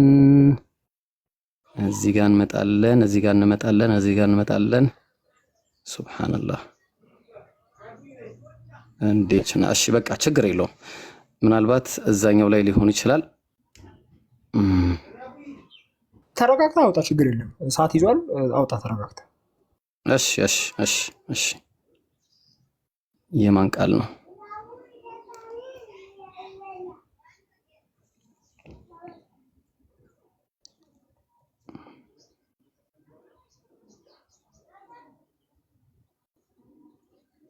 ያው እሺ አግኝቼዋለሁ መጀመር ትችላለህ እዚሁ ነበር ፋይሉ እሺ መጅሙዑል ፈተዋ ላይ እንመጣለን ሙጀለድ 112 ማን ነው ይቅርታ 12ኛው ሙጀለድ 200ኛው ገጽ ላይ ማን ነው 600ኛው ገጽ ላይ ምን ይላል እሺ ረዋ ማን ነው እንግዲህ ተመልከቱ የአላህ ቃል ከአላህ ከነብያችን ሰለላሁ ዐለይሂ ወሰለም አግኝተናል ስለዚህ አሁን በኢስናድን አን አሊ ተጠቅሷል ከማ ከአሊ ኢብኑ አቢ ጣሊብ የሆነው የአቢ ጣሊብ ልጅ ማለት ነው ረዲየላሁ ዐንሁ ከሱ የተጠቀሰ ምንድነው ያየነው ማለት ነው እሺ ቃሉ ለሁ የውመ እሺ ምን አለ እሺ ቆይ አንዴ በዋነኝነት ምን አለ فقال ما حكمت مخلوقا አለ በመخلوቅ እኮ አልፈረድኩም ፍርድ ስፈርድ ما حكمت الا القرآن ተመልከቱ እኔ በቁርአን እንጂ አልፈረድኩም አለ ቁርአን የማን ቃል ነው የአላህ ቃል ነው አለ እንዲሁም ደግሞ ኢብኑ አባስ ምን አለ የሆነ ጉዳይን አስመልክቶ وقال اللهم رب القرآن ብሎ አንደኛው ሲናገር اغفر له ብሎ ሲናገር فوثب إليه تقطعوا مالتنا تقطعوا من بلو على ابن عباس كذا ولا قال منه المان قرآن مالتكو فقال منه قرآن كراسو يهونا ነው ቁርአን ወደ ከራሱ ነው ወደ ራሱ የሚሄድ ነው ስለዚህ አላህ Subhanahu Wa Ta'ala ቁርአን የራሱ የሆነ ንግግሩ ነው የአላህ ቃል ነው ማለት ነው ስለዚህ አሁንም ቁርአን የማን ቃል ነው የአላህ ቃል ነው በግልጽና በማያሻማ ይሄ ሁሉ ሰለፍ ማየት እንችላለን አሁን ወደ ባይብሉ ስንመጣ እነዚህን ሁሉ ነገሮች ያማከለ አይደለም አሁን ወደ ባይብሉ እንመጣና የመጀመሪያው ነገር ባይብል የማን ቃል ነው ብለን ስንናገር ባይብል የአምላክ ቃል ለመሆኑ መስፈርት እንይዛለን መጀመሪያ መስፈርት ምንድነው የምንይዘው ቁርአን ማን ነው ባይብል ይጋጫል እርስ በርሱ ይላተማል ይጋጫል ምንድነው ያለ የሚላተመው ለምሳሌ ግልጽና ማያሻማ እንሂድና ምን ለምሳሌ አሁን እዚህ ጋር እንሄዳለን ግሪክ ሰብቷጀንት ላይ ስንመጣ የማን ነው የምናየው መጽሐፈ ዜና ሁለተኛ ዜና ምዕራፍ 22 ቁጥር 1 ላይ ማን ነው ቁጥር 2 ላይ አካዚያስን እድሜ ያስመልክቶ ሰብቷጀንት ምን ይለናል እስቲ ተመልከቱ አካዚያስ began to reign when he was 20 years old 20 አመቱ ሲሞላው መንገስ ጀመረ and he reigned 1 year in Jerusalem 20 አመቱ መንገስ በጀመረ ጊዜ ኢየሩሳሌም ላይ ደግሞ ስንት አመት አንድ አመት ነገሰ እናቱም ጎቶሊያ የተባለች ነች አለ ይሄ የሚነግረን ማን ነው የዜና ጸሐፊ ማለት ነው ማን ነው የዜና ሁለተኛ ዜና ምዕራፍ 22 ቁጥር 2 ላይ ማለት ነው የነገስት ጸሐፊ ደግሞ ሲናገር ምን አለ ምዕራፍ 8 አንደኛ ነገስት ምዕራፍ 8 ቁጥር 26 ላይ እንዲህ ብሎ ይናገራል ተመልከቱ ምን አለ እሺ 20 and 2 years old was Acazias አለ ስንት አመቱ 22 አመቱ ነበር መንገስ ሲጀምር ስለዚህ እድሜው የትኛው ነው ትክክለኛው 22 ወይስ ማን ነው 20 ነው ወይስ 22 ራሱ አንድ ሰው ደግሞ የሚገርማችሁ ይሄ በአንደኛው ብቻ አይደለም የሚገርማችሁ በዕብራይስጡ ደግሞ ስትመጡ በማሶሪቲኩ ላይ 40 and 2 years old ይላል በ42 አመቱ ይላል 42 ከዛስ ሌላኛው 22 ብሎ ይናገራል ይሄ በጣም ከባድ ነገር ነው አላህ በቁርአን ላይ ቅድም የነገረን ከአላህ ቢሆን ኖሮ ባልተጋጨ ነበራል ስለ ባይብል ራሱ ሲናገር መጽሐፈ ዜና ሁለተኛ ዜና ምዕራፍ 36 ቁጥር 9 ላይ ዮአኪም መንገስ በጀመረ ጊዜ 8 ይላል አማርኛው ዋሽቷል እዚህ ጋር ስተት ነው መጽሐፈ ነገስት ሁለተኛ ነገስት ማን ነው ምዕራፍ 4 ቁጥር 8 ላይ 18 ይላል እስቲ ሰብቷጀንቱንና ማሶሬቲኩን ነው ምን አለ 18 years old was ዮአኪን when he began to reign 18 አመቱ ነበር አለ ጥሩ እሺ ከዛ 3 months and ማን ነው በኢየሩሳሌም 3 ወር ነገሰ አለ ጥሩ እዚህ ጋር ደግሞ መጣና ምን አለ ማን ነው ዮአኪን መንገስ በጀመረ ጊዜ 8 ዓመቱ ነበረ። 8 ዓመቱ 3 ወርና 10 ቀን ነገስ አለ። ጋይስ ልብ አድርጉ በደንብ አዳም። የአምላክ ቃል በዚህ ልክ ይጋጫል ወይ? የአምላክ ቃል በዚህ ልክ ይጋጫል ወይ? በጣም ብዙ ቦታዎች ብንሄድ ባይብል ላይ አዲስ ኪዳን ላይም የታሪክ ስህተቶች አሉ። ለምሳሌ ኢየሱስን አስመልክቶ ማርቆስ ወንጌል ምዕራፍ 11 ላይ ሲናገር ኢየሱስ ከቢታንያ ወጣ መጀመሪያ። ከዛ ከቢታንያ ሲወጡ ተራበ ይላል። ከዛ በኋላ ቅጠልም ያለባት በለስ ከመንገድ ላይ አይቶ ከዛ በኋላ ረገማት ምናምን። ወደ ኢየሩሳሌም መጥቶ ደግሞ ምን አለ? የሚሸጡና የሚገዙትን ያወጣ ዘንድ ጀመረ። ከዛ ቤተ መቅደሱን አጸዳ። የማርቆስ ወንጌል ደግሞ ጸሐፊ ሲነግረን መቅደስ ገብቶ መጀመሪያ ምን አረገ? እነዛ ሻጮቹ ምናምን ገለባበጠ፣ በተነ። ከዛ በኋላ በነጋታው ወደ ቢታንያ ወጣ። በነጋታው ከዛ ከቢታንያ ወጥቶ ምን አረገ? ተመልሶ መጥቶ ቅጠልም ያለባት ተራበ ማለት ነው። ከዛ በኋላ እሷን ረገማት ምናምን። አሁን የትኛው ዘጋቢ ነው ትክክል? አንደኛ ዘጋቢዎቹ ራሱ ትክክል አይደለም። የታሪክ ስህተቶች አሉባቸው። ታሪክ በጣም ነው የሚሳሳቱት። ኢየሱስ የሞተበት ሰዓትን ራሱ አያውቁትም፣ ራሱ በቅጡ ማለት ነው። ተግባባን? ስለዚህ የአምላክ ቃል ነው ብሎ ለመናገር በጭራሽ አይቻልም። እንዳውም ምንድነው ከተባለ በጣም ግልጽና በማያሻማ ሁኔታ ልንገራችሁ፣ ባይብል የህይወት ታሪክ የተጻፈ የህይወት ታሪክ ነው። የህይወት ታሪክ ሉቃስ ወንጌል ምዕራፍ 1 ቁጥር 1 ላይ እንመልከት። ምን አለ? የከበርክ ቴዎፍሎስ ሆይ ከመጀመሪያው በዓይን ያዩትና የቃሉ አገልጋዮች የሆኑት እንዳስተላለፉልን አለ። እሱ በዓይኑ አላየም። ልብ አድርጎ እኛ ዘንድ ይሄ መውዱ የሆነ በቃ ውሸት የተባለ ሐዲስ እንኳን እዚህ ደረጃ ላይ የለም። ሲልሲላ የሌለው ምንም አይነት ሰንሰለት ቼን ኦፍ ናሬሽን የሌለው ብሮከን ቼን ያለው ማለት ነው። ማን እንደሆነ ማይታወቅ ከመጀመሪያው በዓይን ያዩትና የቃሉ አገልጋዮች የሆኑት እንዳስተላለፉልን በእኛ ዘንድ ስለተፈጸመው ነገር ብዙዎች ታሪክን በየተራው ለማዘጋጀት ስለሞከሩ ምንድን ነው የተዘጋጀው? ታሪክ የተዘጋጀው ታሪክ ነው ወዳጅ። እኛ ታሪክ አይደለም የምንፈልገው፣ ወይ ባይብል ወንጌል፣ ትክክለኛው ወንጌል ነው በቃ የፈለግነው። ስለዚህ በየተራ እኔ ደግሞ ስለተማርከው ቃል እርግጡን እንድታውቅ ከመጀመሪያ ሁሉን ተከትዬ በመጀመሪያ ልጽፍልህ ታየኝ። ለምን? ሰዎች ስለጻፉ፣ ታሪክን ስለጻፉ። የትውልድ መጽሐፍ ነው። ማቴዎስ ወንጌል ምዕራፍ 1 ቁጥር 1 ላይ የዳዊት ልጅ የአብርሃም ልጅ የኢየሱስ ክርስቶስ የትውልድ መጽሐፍ። እኛ የትውልድ መጽሐፍ አልጠየቅንም። ባይብል ነው የአምላክ ቃል ነው ወይ ነው የሚል ነው የጠየቅነው። ሉቃስ ወንጌል ምዕራፍ 1 ቁጥር 23 ላይ ምዕራፍ 23 ቁጥር 3 ላይ ምዕራፍ 3 ቁጥር 23 ላይ ምን ይላል መሰላችሁ? ኢየሱስም ሊያስተምር ሲጀምር እድሜው ስንት ነበረ? 30 ዓመት ያህል ሆኖት ነበር አለ። እንደመሰላቸው ሲጀምር አልገባቸውም። እንደመሰላቸው ነው የተናገሩት። የዮሴፍ ልጅ ሆኖ የኤሊ ልጅ እያለ አሁን ሲጀምር ከ30 ዓመት በፊት የነበረው የህይወት ታሪክ ነው። ምክንያቱም ኢየሱስ ያስተማረው ከ30 ዓመት በኋላ ነውና። ስለዚህ ይሄ የዮሴፍ ልጅ ሆኖ የኤሊ ልጅ፣ የማቲ ልጅ፣ የሌዊ ልጅ፣ የሚልኪ ልጅ ይሄ የትውልድ መጽሐፍ ነው ጋይስ። ይሄ የአምላክ ቃል አይደለም። የትውልድ ሰዎች ትውልዳቸውን የተናገሩበት መጽሐፍ ነው። የሰው የትውልድ መጽሐፍ ነው እዚህ ጋር የተዘጋጀው ማለት ነው። ኦኬ ጥሩ። ይሄ ከሆነማ እንግዲያውስ የአምላክ ቃል ላለመሆኑ እንደማይታወቁ ብዙ መረጃዎች አሉ። ለምሳሌ የዕብራውያንን መጽሐፍ ማን እንደጻፈው አይታወቅም ጋይስ። የዕብራውያንን መጽሐፍ ማን እንደጻፈው አይታወቅም።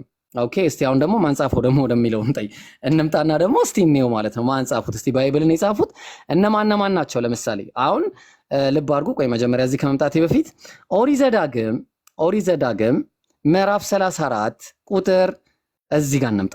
ሙሴን በሞተ ጊዜ ልብ አድርጉ። ኦሪት ዘዳግም፣ ኦሪት ዘፍጥረት፣ ኦሪት ዘሌዋውያን፣ ኦሪት ዘፍጥረት እነዚህ አምስቱ ፔንታቶክ ወይ ደግሞ ፔንታተች ተብለው የሚነገርላቸው መጽሐፎችን ሙሴ ጻፋቸው ተብሎ ነው የሚነገረው። ሙሴን በሞተ ጊዜ ማን ነው የጻፈው? ይሄንን ጋይስ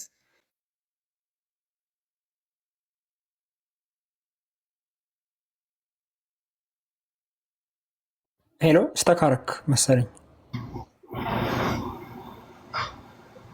ኢብራሂም ስተካር ጋር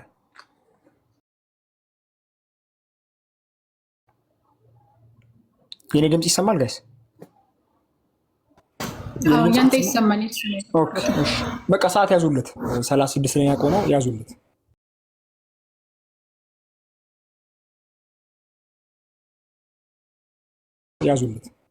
ለኔም ያዙልኝ። እሺ ሰዓት ያዙልኝ እስከምመጣ ድረስ። ያው አልመጣሁም። አሁን መጣሃል። አንዴ ቃል ላስታክረው።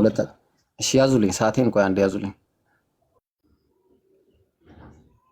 ቆይ ሳሚ አንተንም ትልቁ ላይ ላርግና አንድ ላይ እሺ። ምን አለ?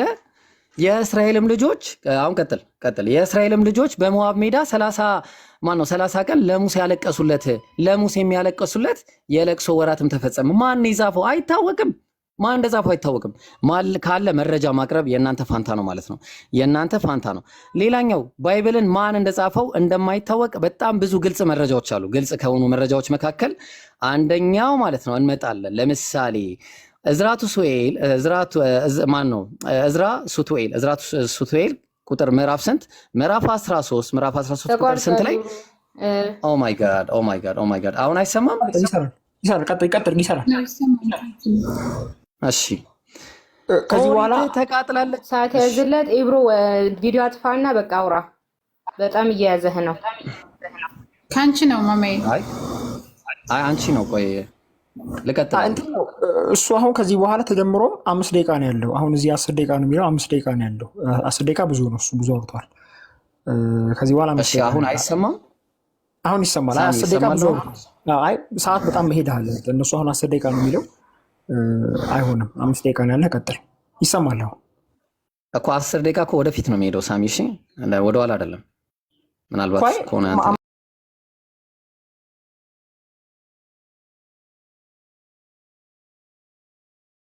5 ደቂቃ ብቻ ነው ያለ። 5 ደቂቃ ብቻ። አሁን 5 ደቂቃ ነው ያለ። ትክክል ነው። ትክክል እንደዛ ነው። ወደፊት ነው ሰዓቱ እየሄዳለሁ። እሺ ምን አለ እዝራ ሱቱኤል ላይ ምዕራፍ 13 ቁጥር ስንት ላይ? ቁጥር 21 ላይ ኦሪት ተቃጥላለችና ኦሪት ተቃጥላለች የሰራኸውን ትሰራው ዘንድ ያለህን የሚያውቅ የለምና አለ። ኦሪት ተቃጥላለች። ኦሪት የእግዚአብሔር ቃል የተባለው የለም። ሁለተኛ ምዕራፍ 2 እዛው ቁጥር 23 ላይ ምን አለ? ያው ተመልከቱ። የአባቶቻችንም ምን የለም አለ? የአባቶቻችን ኦሪት ጠፍታለች፣ በውስጧ የተጻፈው ቃል ኪዳንም የለምና የጠፋ መጽሐፍ ነው። እናንተ ባይብልን አልያዛችሁም በእጃችሁ። አንደኛ ጭራሽ ባይብል በእጃችሁ የለም። ባይብል በእጃችሁ በጭራሽ የለም። ስለዚህ አሁን የሙሴ መጽሐፍን ብቻ አስመልክቶ ከሆነ ለምሳሌ ኢያሱ ለምሳሌ ኢያሱን ደግሞ ነው ተመልከቱ ምን እንደሚል ማለት ነው። መጽሐፈ ኢያሱ ማን ጻፈው? መጽሐፈ ኢያሱ ማን እንደጻፈው አይታወቅም። የአምላክ ቃል አይደለም። አሁንም ተመልከቱ ቁጥር 29 ላይ እና 30 ላይ ምን ይላል? መጽሐፈ ኢያሱ ምዕራፍ 24 ላይ እንዲህ ይላል። በተራራውም እሺ ምን አለ? ኢያሱም ባለበት ዘመን ሁሉ የለም። አሁን ኢያሱ በዚህ ዘመን የለም። ልብ አድርጉ። ማን እንደጻፈው አይታወቅም። ከኢያሱም በኋላ በነበሩት ለእስራኤልም ያደረገውን የእግዚአብሔርን ስራ ሁሉ ባወቁ በሽማግሌዎች ዘመን ሁሉ እግዚአብሔር እንዲያመልካል። ስለዚህ አሁን ኢየሱስ ማን ነው? ማን ነው? የኢያሱን መጽሐፍ ማን እንደጻፈው አይታወቅም። እንዲሁም ሆነ አለ። ወደ ላይ ቀና ብላችሁ ብታዩት ከዚህ ነገር በኋላ የእግዚአብሔር ባሪያ የነዌ ልጅ ኢያሱ እድሜው 110 ዓመት ሲሆን ሞተ። ማን ነው? ኢያሱ ከሞተ በኋላ መጽሐፍ የጻፈው። በጣም ብዙ ነገሮች ማንሳት እንችላለን።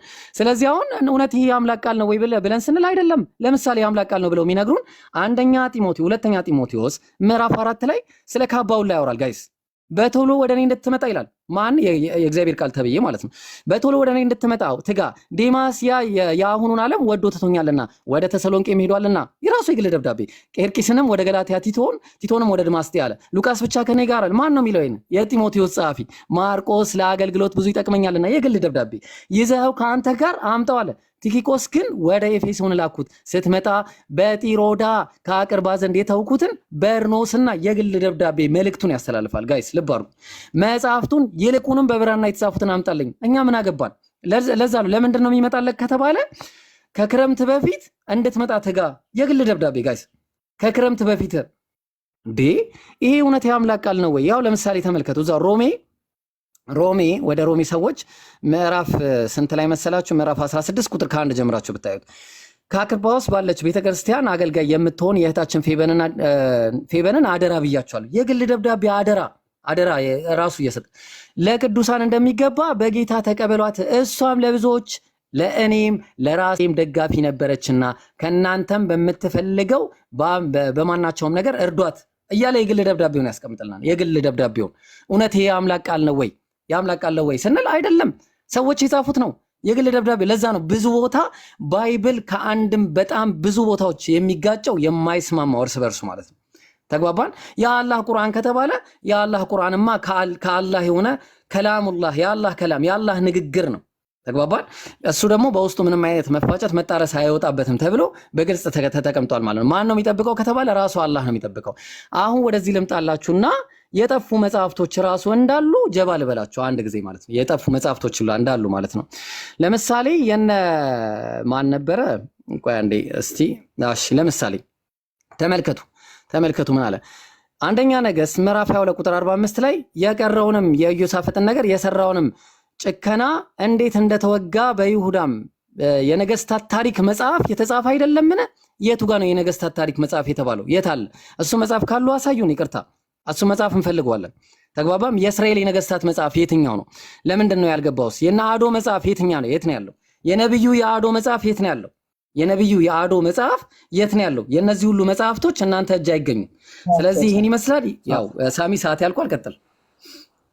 ኦኬ ሰዓቱ የኔ ነው አይደለ?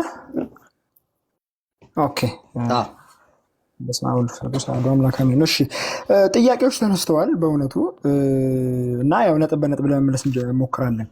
በመጀመሪያ ደረጃ ቁርአን የአምላክ ቃል ነኝ ብሎ ክሌም ያደርጋል ብሏል። ይሄ ግን ክሌም እንጂ ማስረጃ አይደለም። የማንም ሰው መጽሐፍ የአምላክ ነኝ መጽሐፍ ነኝ ሊል ይችላል። የተለያዩ ነብይ ነኝ የሚሉ ግለሰቦች ተነስተዋል። የአምላክ ቃል ነኝ ስላሉ ብቻ እንደዛ አይሆንም። ጆሴፍ ስሚዝም የሞርሞኑ ጀማሪም የተገለጠበትን ቡክ ኦፍ ሞርሞን የአምላክ ቃል ነኝ ይላል። ስለዚህ የአምላክ ቃል ነው ስላለ ብቻ አንድ መጽሐፍ የአምላክ ቃል ይሆናል ማለት አይደለም። ስለዚህ ይሄ ብዙ የሚያስኬድ ሙግት አይደለም። ክሌም ስላደረገ ብቻ ማስረጃ ሊሆን አይችልም ማለት ነው። የመጀመሪያው ነጥብ ይሄ ነው። ሁለተኛው ነጥብ እንደው መጽሐፍ ቅዱስ ራሱ የአምላክ ቃል መሆኑን ይናገራል ወይ ስንል፣ አዎ ማስረጃ። ሁለተኛ ጴጥሮስ ምዕራፍ 1 ቁጥር 20 እንደዚህ ይላል፣ ይህ በመጀመሪያ ያውቁ በመጽሐፍ አያችሁት፣ ስለ መጽሐፍ ነው እያወራ ያለውን ትንቢት ሁሉ ማንም ለገዛ ራሱ ሊተረጉም አልተፈቀደም። በመጽሐፍ ያለውን ትንቢት ከቶ በሰው ፈቃድ አልመጣምና ዳሩ ግን በእግዚአብሔር ተልከው ቅዱሳን መጽሐፍ በመንፈስ ቅዱስ ተነድተው ተናገሩ ይላል። እነሱ የተናገሩት ትንቢት ተጽፏል። ለዛ ነው መጽሐፍ የሚለው። ያ መጽሐፍ ወይዛ መጽሐፍ ላይ ያለው የትንቢት ቃል በመንፈስ ቅዱስ መሪነት የተነገረ የትንቢት ቃል ነው። ስለዚህ መጽሐፍ ቅዱስ የአምላክ ቃል መሆኑን ይናገራል ማለት ነው። ይሄ የመጀመሪያው ነጥብ ነው። ሁለተኛ ሮሜ 1:1 የመጽሐፍ ቅዱስ የእግዚአብሔር ቃል መሆኑን ክሌም ያደርጋል። ያው በሚገባ ክሌም ያደርጋል። ሮሜ 1:1 ሐዋርያ ሊሆን ሊጠራ የኢየሱስ ክርስቶስ ባሪያ ጳውሎስ በነቢያቱ አፍ በቅዱሳን መጽሐፍት መጽሐፍቱ ቅዱሳን ተብለዋል። ኢንስፓየርድ ቴክስት ማለት ነው። ሆሊ ቴክስት አስቀድሞ ተስፋ እንደተሰጠው ለእግዚአብሔር ወንጌል ተለየናል። ስለዚህ መጽሐፍ ቅዱስ የአምላክ ቃል መሆኑን በተደጋጋሚ ይናገራል ማለት ነው። ስለዚህ መጽሐፍ ቅዱስ የአምላክ ቃል መሆኑን አንድ ድምፅ እየተሰማኝ ነው። ሚታርጉ ፕሊዝ፣ ሚታርጉ። የአምላክ ቃል መሆኑን በተደጋጋሚ ክሌም ያደርጋል ማለት ነው። ይሄ ክሌም በመጽሐፍ ቅዱስም ይገኛል ማለት ነው። ግን እሱ አሁን አንድ ያነሳው ጥያቄ አለ። ይሄ ምናልባት ቪዲዮ እያስቸገረ ስለሆነ አጥፍቼው ነው። አንድ ሰው ቢከፍትልኝ ጥሩ ነው። ማስረጃ ምን ይላል? መጽሐፍ ቅዱስ ስለተለያዩ ነገሮች ያወራል። ስለ ካባ ያወራል። ስለ የተለያዩ ነገሮች ያወራል እና ይሄን ነገር መናገሩ የአምላክ ቃል አለመሆኑ ማስረጃ ነው ብሏል። ይሄ ግን በጣም በሚያስቅ ሁኔታ ለቁርአንም አፕላይ ልናደርገው የምንችለው ፕሪንሲፕል ነው። ለምሳሌ ቁርአን ስለ ወር አበባ ይናገራል። ሱረቱል በቀራ ምዕራፍ 2 ቁጥር 222 ስለ ወር አበባ ይናገራል። ስለዚህ ስለ ወር አበባ ተናገረ ማለት የአምላክ ቃል አይደለም ማለት ነው። ከሞን ነው። ስለዚህ ስለተለያዩ ነገሮች ስለሚያወራ የአምላክ ቃል አይደለም ብሎ ተናገረ ማለት ነው። which is very nonsensical። ስለ ዘር ፈሳሽ ያወራል። አሁን ለምሳሌ ሱረቱል ማይዳ ምዕራፍ 5 ቁጥር 6 ላይ ስለ ዘር ፈሳሽ ያወራል። ስለዚህ ስለ ዘር ፈሳሽ የሚያወራ መጽሐፍ የአምላክ ቃል ነው እንበል። እንግዲህ አሁን የእሱን መስፈርት ነው እየነገርኳቸው ያለሁት። እኔ አሁን ይሄ መስፈርት ነው እያልኩ አይደለም፣ ግን የእሱን መስፈርት ከተከተልን ቁርአንን ሪጀክት ማድረግ አለብን እያልኩ ነው። አያችሁ፣ ስለ አይነ ምድር ያወራል ቁርአን። ስለ ሱረቱል ኒሳ ምዕራፍ 4 ቁጥር 43 ላይ ስለ አይነ ምድር ያወራል ቁርአን። ኦኬ፣ ስለ ጉንዳን ያወራል 27ኛ ሱራ ቁጥር 17-18። ስለዚህ እነዚህ አይነት ነገሮችን ስለሚናገር የአምላክ ቃል ሊሆን አይደለም ብለን እንከራከር። ስለዚህ ያነሳው ሙግት በጣም ውሃም ያነሳ ሙግት አይደለም። ስለ ካባ ያወራል፣ ስለምን ያወራል። ስለዚህ የአምላክ ቃል አይደለም ማለት ይሄ በጣም ደካማ ሪፕሬዘንቴሽን ነው ማለት። ያንተን ሎጂክ ነው እየተጠቀምን ያለ ነው። ኦኬ፣ ሌላው በጣም በሚገርም ሁኔታ እሱ አሁን ቁርአን የአምላክ ቃል ለመሆኑ ከራሱ ከቁርአን እንጂ ክሌም ያመጣው ኤክስተርናል ማስረጃ አላመጣም። እኔ መጽሐፍ ቅዱስ የአምላክ ቃል ለመሆኑ ኤክስተርናል ማስረጃ ተጨማሪ ልስጣችሁ። ለምሳሌ እሱ አንድም አላመጣም። ቁርአን የአምላክ ቃል ለመሆኑ ተጨማሪ ማስረጃ አላመጣም። ለምሳሌ የኢያሱ መሰዊያ ተገኝቷል። ላሳያችሁ ማስረጃው። የኢያሱ መሰዊያ ተገኝቷል። መጽሐፍ ቅዱስ የሚናገረው ማለት ነው። ይሄ የኢያሱ መሰዊያ ነው። ጆሹዋስ አልተር ኦን ማውንት ኤባል ኢስራኤልስ ሆሊ ሳይት ቢፎር ሻይሎ። ኢያሱ ምዕራፍ 8 ቁጥር 30 ላይ የምናነበው ታሪክ ተገኝቷል፣ ቃል በቃል ማለት ነው።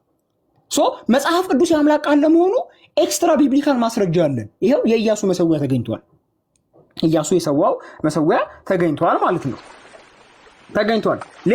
ሌላ ማስረጃ ስንመለከት እንደዚህ ይላል። ኒው ዲስከቨሪ ቤርስ ዘ ኔም ኦፍ ሄዘካያ የሕዝቅያስን ማህተም የያዘ ማህተም ተገኝቷል። ከዛሬ ስንት ሺህ ዓመት በፊት የነበረ ማለት ነው? ከዛሬ 1800 ዓመት በፊት 715 686 ቢሲ የዛሬ 2700 ዓመት በፊት ሕዝቅያስ ለመኖሩ ማህተም ተገኝቷል። አርኪኦሎጂካል ማስረጃ ነው። ፈጠን ብዬ ነው ማሳያችሁ። ቁርአን የአምላክ ቃል መሆኑን ፕሩቭ የሚያደርግ አርኪኦሎጂካል ማስረጃ አለ? አንድ የለም። ይሄንን በዚህ ደረጃ ቁርአን የአምላክ ቃል መሆኑን ፕሩቭ የሚያደርግ አርኪኦሎጂካል ማስረጃ አለ? አንድ የለም። ካለ ያሳየኛል። ኦኬ፣ ሌላ ማስረጃ አልጨምርላችሁ። ሰንባላት ዘገቨርነር ይሄ ሰንባላት ቡላ ይባላል። የዛሬ 2600 ዓመት በፊት የነበረ ማስረጃ ነው። ምን ተብሎ ይነበባል? moreover all these things in a letter were sent to Delaiah and Shelemiah። አያችሁት? ይሄን የነሱን ስም የያዘ አርኪኦሎጂካል ግኝት ተገኝቷል። ሰንባላት ቡላ ይባላል። ያው አርኪኦሎጂካል አንስትሮንግ ኢንስቲትዩት ኦፍ ቢብሊካል አርኪኦሎጂካል ማስረጃ ነው እያመጣው ያለሁት።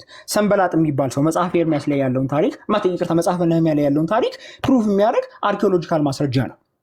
ኦኬ፣ ስለዚህ መጽሐፍ ቅዱስ የአምላክ ቃል ነው ማለት ነው። ሌላ አልጨምርላችሁ፣ አንድ አርኪኦሎጂካል ማስረጃ አልጨምርላችሁ። አንድ ሰዓት ያዝልኝ፣ እያወጣው ነው። አንድ ሰዓት ያዝልኝ አብዱ፣ እያወጣው ስለሆነ ነው። አርኪኦሎጂካል ማስረጃዎችን እያመጣሁላችሁ ነው። መጽሐፍ ቅዱስ የሚናገረው ነገር እውነት እንደሆነ ታሪካዊ ማስረጃ እንዳለው ፕሩቭ እያደረኩላችሁ ነው። ቁርአን የአምላክ ቃል መሆኑን የሚያሳይ ኤክስተርናል ማስረጃ አለ? እንግዲህ ካለ ይሰጠናል። አንዴ ጠብቁኝ።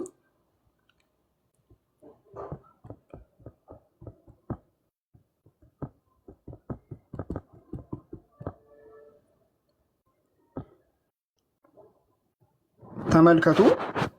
ከዛሬ 1800 ዓመት በፊት የነበረ አርኪኦሎጂካል ማስረጃ ነው። ከዛሬ 1800 ዓመት በፊት የነበረ አርኪኦሎጂካል ማስረጃ ነው የተገኘ ማለት ነው። ምን ይላል ተመልከቱ። the god loving አኬፕቶስ and to the god Jesus Christ ይላል። ሞኒመንቱ ላይ ምን ይላል? the god loving አኬፕቶስ እግዚአብሔርን የምትወደው አኬፕቶስ has offered the table ይሄንን ጠረጴዛ ሰጥታለች። ለማን? ለአምላክ ኢየሱስ ክርስቶስ to the god Jesus Christ ለአምላክ ኢየሱስ ክርስቶስ as a memorial የዛሬ 1800 ዓመት በፊት ማለት ነው። የዛሬ 1800 ዓመት በፊት እግዚአብሔር የምትወደው አኬፕቶስ ይሄንን ጠረጴዛ ለማን ሰጥቻለሁ አለች? ለአምላክ ኢየሱስ ክርስቶስ። ኦኬ፣ ሶ ያኔም ቢሆን ክርስቲያኖች ኢየሱስ ክርስቶስን እንደ አምላክ ያመልኩ እንደነበረ አርኪኦሎጂካል ማስረጃ አለ። ይሄን ምኑን ነው ፕሩቭ የሚያደርገው ስንል አንደኛ ቆሮንቶስ ምዕራፍ 1 ነው። ተመልከቱ። አንደኛ ቆሮንቶስ ምዕራፍ 1 ምን እንደሚል ተመልከቱ። ኢየሱስ ክርስቶስን ይጠሩ ለነበሩ የሚለው ማለት ነው። ተመልከቱ። አንደኛ ቆሮንቶስ ምዕራፍ 1 ቁጥር 2 በቆሮንቶስ ላለች ለእግዚአብሔር ቤተክርስቲያን በክርስቶስ ኢየሱስ ለተቀደሱት የእነርሱና የእኛ ጌታ የሆነውን የጌታችን የኢየሱስ ክርስቶስን ስም በየስፍራው ከሚጠሩት ሁሉ ጋር ጻድቃን ለመሆን ለተጠሩት ይላል። በዛ ሰዓት ላይ ክርስቲያኖች የክርስቶስ ኢየሱስን ስም በየቦታው ይጠሩ ነበረ። ምን ማለት ነው? ያመልኩ ነበር ማለት ነው። እዚህ ጋር አሁን ጊዜ ስለሌለው እንጂ ሌላ ጊዜ ያሳያችኋለሁ። ይጠሩ የሚለው የግሪክ ቃል ይሄ ኢየሱስ ክርስቶስን ይጠሩ የሚለው የግሪክ ቃል በብሉይ ኪዳን የነበሩ አማኞች ያህዌን በሚጠሩበት መንገድ ነው።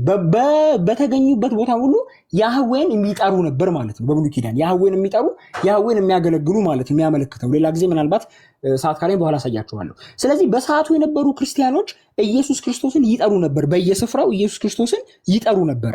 አምልኮ ይፈጽሙ ነበር ማለት ነው። የእሱን ስም ይጠሩ ነበር የሚለው ቃል አንደኛ ቆሮንቶስ ምዕራፍ 1 ቁጥር 2 ላይ ያለው ቃል ፕሩቭ የሚያደርገው ይሄ ነው። በብሉይ ኪዳን የነበሩ ሰዎች ያህዌን እንደሚጠሩት የያህዌን ስም ኢንቮክ ያደርጉ እንደነበሩት ኢንቮኬሽን ነው የሚያመለክተው። በሰዓቱ የነበሩ ክርስቲያኖችም ኢንቮክ ያደርጉ ነበር። ስለዚህ ይሄ አርኪኦሎጂካል ማስረጃ መጽሐፍ ቅዱስ የአምላክ ቃል እንደሆነ ያሳያል። ቅድም ያሳያቸው አርኪኦሎጂካል ፋይንዲንግ ምንድን ነው የሚለው? ቱ ዘ ጋድ ጂሰስ ክራይስት ነው የሚለው። ቱ ዘ ጋድ ጂሰስ ክራይስት ኢየሱስ ክርስቶስን ለአምላክ ኢየሱስ ክርስቶስ ይሄን ጠረጴዛ ሰጥተው ነበር። እውነትም ክርስቲያኖች ክርስቶስን ያመልኩ ነበር ማለት መጽሐፍ ቅዱስ እንደሚለው። ሌላው የኢያሱ መጽሐፍ ላይ ያነሳው ጥያቄ አለ። በጣም በሚገርም ሁኔታ የኢያሱ መጽሐፍ ላይ ያነሳውን ጥያቄ ላሳያችሁ። ቆይ አንዴ ቪዲዮ ላጥፋ። የኢያሱ መጽሐፍ ላይ ያነሳው ጥያቄ አለ።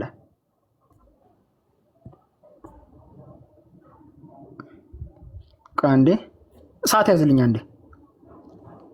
10 ደቂቃ ነው። እሺ ኤቢ 7 መስሎ ከሆነ 10 ነው። ሰዓት ያዝልኝ እያለ ነው። ቆይ አንዴ ቃይዘን ያ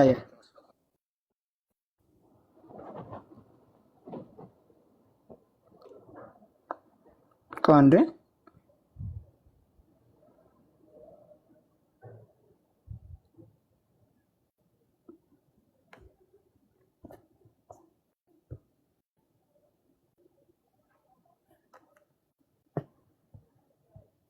ሶሪ አንዴ ቪዲዮ እንትን ይዞብኝ ነው አስቸግሮኝ ነው ቪዲዮ ሶሪ።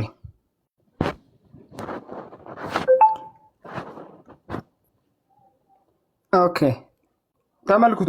ሶሪ አሁን ጋር ሰርቷል። ቀይ ያበራብኝ ነበር። ጀምር አንድ ሰዓቱን ጀምር። ድምጽ ይሰማል ጋይስ? ጀምሮታል እኮ ድምጽ ይሰማል? ከተሰማ ንገሩኝ። ኦኬ ኢያሱ የኢያሱ መጽሐፍ ማን እንደጻፈው አይታወቅም ይላል። ኢያሱ 24:26 ተመልከቱ። ኢያሱ 24:26 ኢያሱም ይህን ቃል ሁሉ በእግዚአብሔር ሕግ መጽሐፍ ጻፈ። አያው ኢያሱ ምን አደረገ ይላል? ጻፈ። ኢያሱ 24:26 አለቅ ተዘጋ ማለት ነው። ተዘጋ ደቀቅ። ስለዚህ ኢያሱ እነዚህን ሁሉ ነገር በእግዚአብሔር ሕግ መጽሐፍ ጻፈ። ኤንድ ኦፍ ስቶሪ ማለት ነው። ሌላው ደግሞ አንድ ያነሳው ነጥብ አለ። በተቻለ መጠን ለማንሳት እየሞከርኩ ነበረ። የታሪክ መጽሐፍ አለ፣ የጠፉ የታሪክ መጽሐፍ አሉ ይላል። መጽሐፍ ቅዱስ የቱ ጋር ናቸው? እነሱ የእግዚአብሔር ቃል ነው የሚለው መጽሐፍ ቅዱስ እነሱ የእግዚአብሔር ቃል ናቸው ይላል። ያሁን አንተ የጠቀስክ የታሪክ መጽሐፍ ይላል። ያ የታሪክ መጽሐፍ ቃል እግዚአብሔር ነው ይላል። አሁን እንትን ላይ ጠይቀሃለሁ፣ ሴክሽን ላይ Q&A ሴክሽን ላይ ጠይቀሃለሁ። ያ የታሪክ መጽሐፍ የአምላክ ቃል ነው ካለ ታሳየኛለህ። የአምላክ ቃል የሚልበትን ቦታ ካለ ታሳየኛለህ ማለት ነው። ሶ በዚህ ነው መልኩ የሚታየው። ሌላ ምን ጥያቄ ያለ የረሳሁት ዲል ያልኩት ከሁሉም ደግሞ መርሳት የሌለብን ነገር እሱ መጽሐፍ ቅዱስ የአምላክ ቃል አይደለም ሲል አታክ እያደረገ ያለው ቁርአንን ነው። ለምንድን ቅድም እንዳልኳችሁ ምንድን ነው ቁርአን በእነሱ ዘንድ ያለው መጽሐፍ ያረጋግጣል። ኢንፋክት አንድ የቁርአን አንቀጽ ብቻ አንብቤላችሁ ከዛ በኋላ Q&A ሴክሽን ላይ እንመለከተዋለን። አንድ የቁርአን አንቀጽ ላይ ብቻ አንብቤላችሁ ተመልከቱ ምን እንደሚል 5:68 ሱረቱ ማይዳ ምዕራፍ 5 ቁጥር 68 እናንተ የመጽሐፉ ሰዎች ሆይ ተውራትና ኢንጂልን ከጌታችሁም ዘንድ ወደ እናንተ የወረደውን እስክትሰሩባቸው ድረስ ይላል። ስለዚህ ካለቀሽ ሶሪ እሺ አላወኩም ሶሪ። እሺ በመጀመሪያ ደረጃ ሰዓቴን አስጀምረው። በመጀመሪያ ደረጃ ምንድነው ቅድም አንድ የተናገረው ክሌም ነበር፣ ልብ አድርጉ። እኛ አንደኛ ጴጥሮስ ላይ የተጻፈው ሲጀመር ተጻፈ አይልም ተናገሩት ነው የሚለው። የተጻፈው በማን እንደሆነ እስቲል አይታወቅም። እኛ አሁን ማን ተናገረው ነው እያለን ያለነው እንዴ? እኛ ማና እንደኛ ጥያቄያችን እኮ ጸሐፊው በግል የተናገረውን እኮ አይደለም እያልን እኛ በግል የተናገረው ጸሐፊው ነው።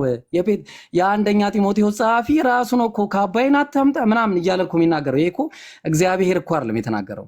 ያኛውማ ነቢያት ሲናገሩት የነበረው ቃልማ ከአምላክ ሰምተው ለሰዎች የሚያስተላልፉ መካከለኛ ስለነበሩ ነው። ዘዳግም 5:5 ላይ ብትመለከት ሙሴ በእግዚአብሔርና በሰዎች መካከለኛ ሆኖ ሲያስተላልፍ ነበረ።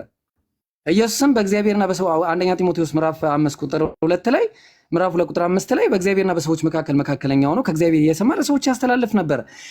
እኛ የጠየቅነው የታሪክ መጽሐፍ፣ የትውልድ መጽሐፍ የሚናገሩ መጽሐፍ ነው ያዛችሁት። ተቃጥሏል መጽሐፋችሁ? የለም ነዷል። ያለው መጽሐፍ ምንድነው? የተበጣጠሰ ብጥስጣሾች ማን እንደጻፋቸው እንኳን የማይታወቁ ፓፒረሶች ናቸው። ፓፒረስ 52ን ብትመለከት ማለት ነው። እነዚህ እሱም የኮፒ ቼን ኦፍ ናሬሽን የሌላቸው ብሮክን ቼን የሆኑ ማለት ነው። ማን እንደጻፈ ለምሳሌ ተመልከቱ። አሁን ለምሳሌ እዚህ ጋር ብትመለከቱት የመጽሐፍ ቅዱስ መዝገበ ቃላት ላይ ምን ይላል ተመልከቱ። ያው ምን ይላል? የዕብራውያን ጻፊ ማን እንደጻፈው አይታወቅም። ምን አለ? ወደ ዕብራውያን የተጻፈ መልእክት አለ። ዕብራውያን የተጻፈው መልእክት ላይ ምን አለ? ቆይ አንድ ጊዜ ይቅርታ፣ አንዴ አስተካክዬ ላቅርብላችሁ። ምን አለ? ይህ መልእክት በማን ከየት ወዴት በምን ጊዜና በምን ምክንያት እንደተጻፈ ለማወቅ አስቸጋሪ ነው። ጋይስ ማን እንደጻፈው አይታወቅም። እንዴ ማን እንደጻፈው አይታወቅም። እንዴት ማን የጻፈውን መጽሐፍ የማይታወቅ መጽሐፍ ልከተል እችላለሁ? እንዴት አድርጌ ማለት ነው። ሌላኛው ደግሞ አሁንም የኢያሱን መጽሐፍ አምጥቷል። ኢያሱ ስለራሱ ሞት ነው የጻፈው። በዚህ ቦታ ሞተ፣ በዚህ ቦታ አለቀ ምናምን እንዴ እያልከኝ ያለ እኮ በጣም የሚያስቅ ነገር ነው ሳሚ።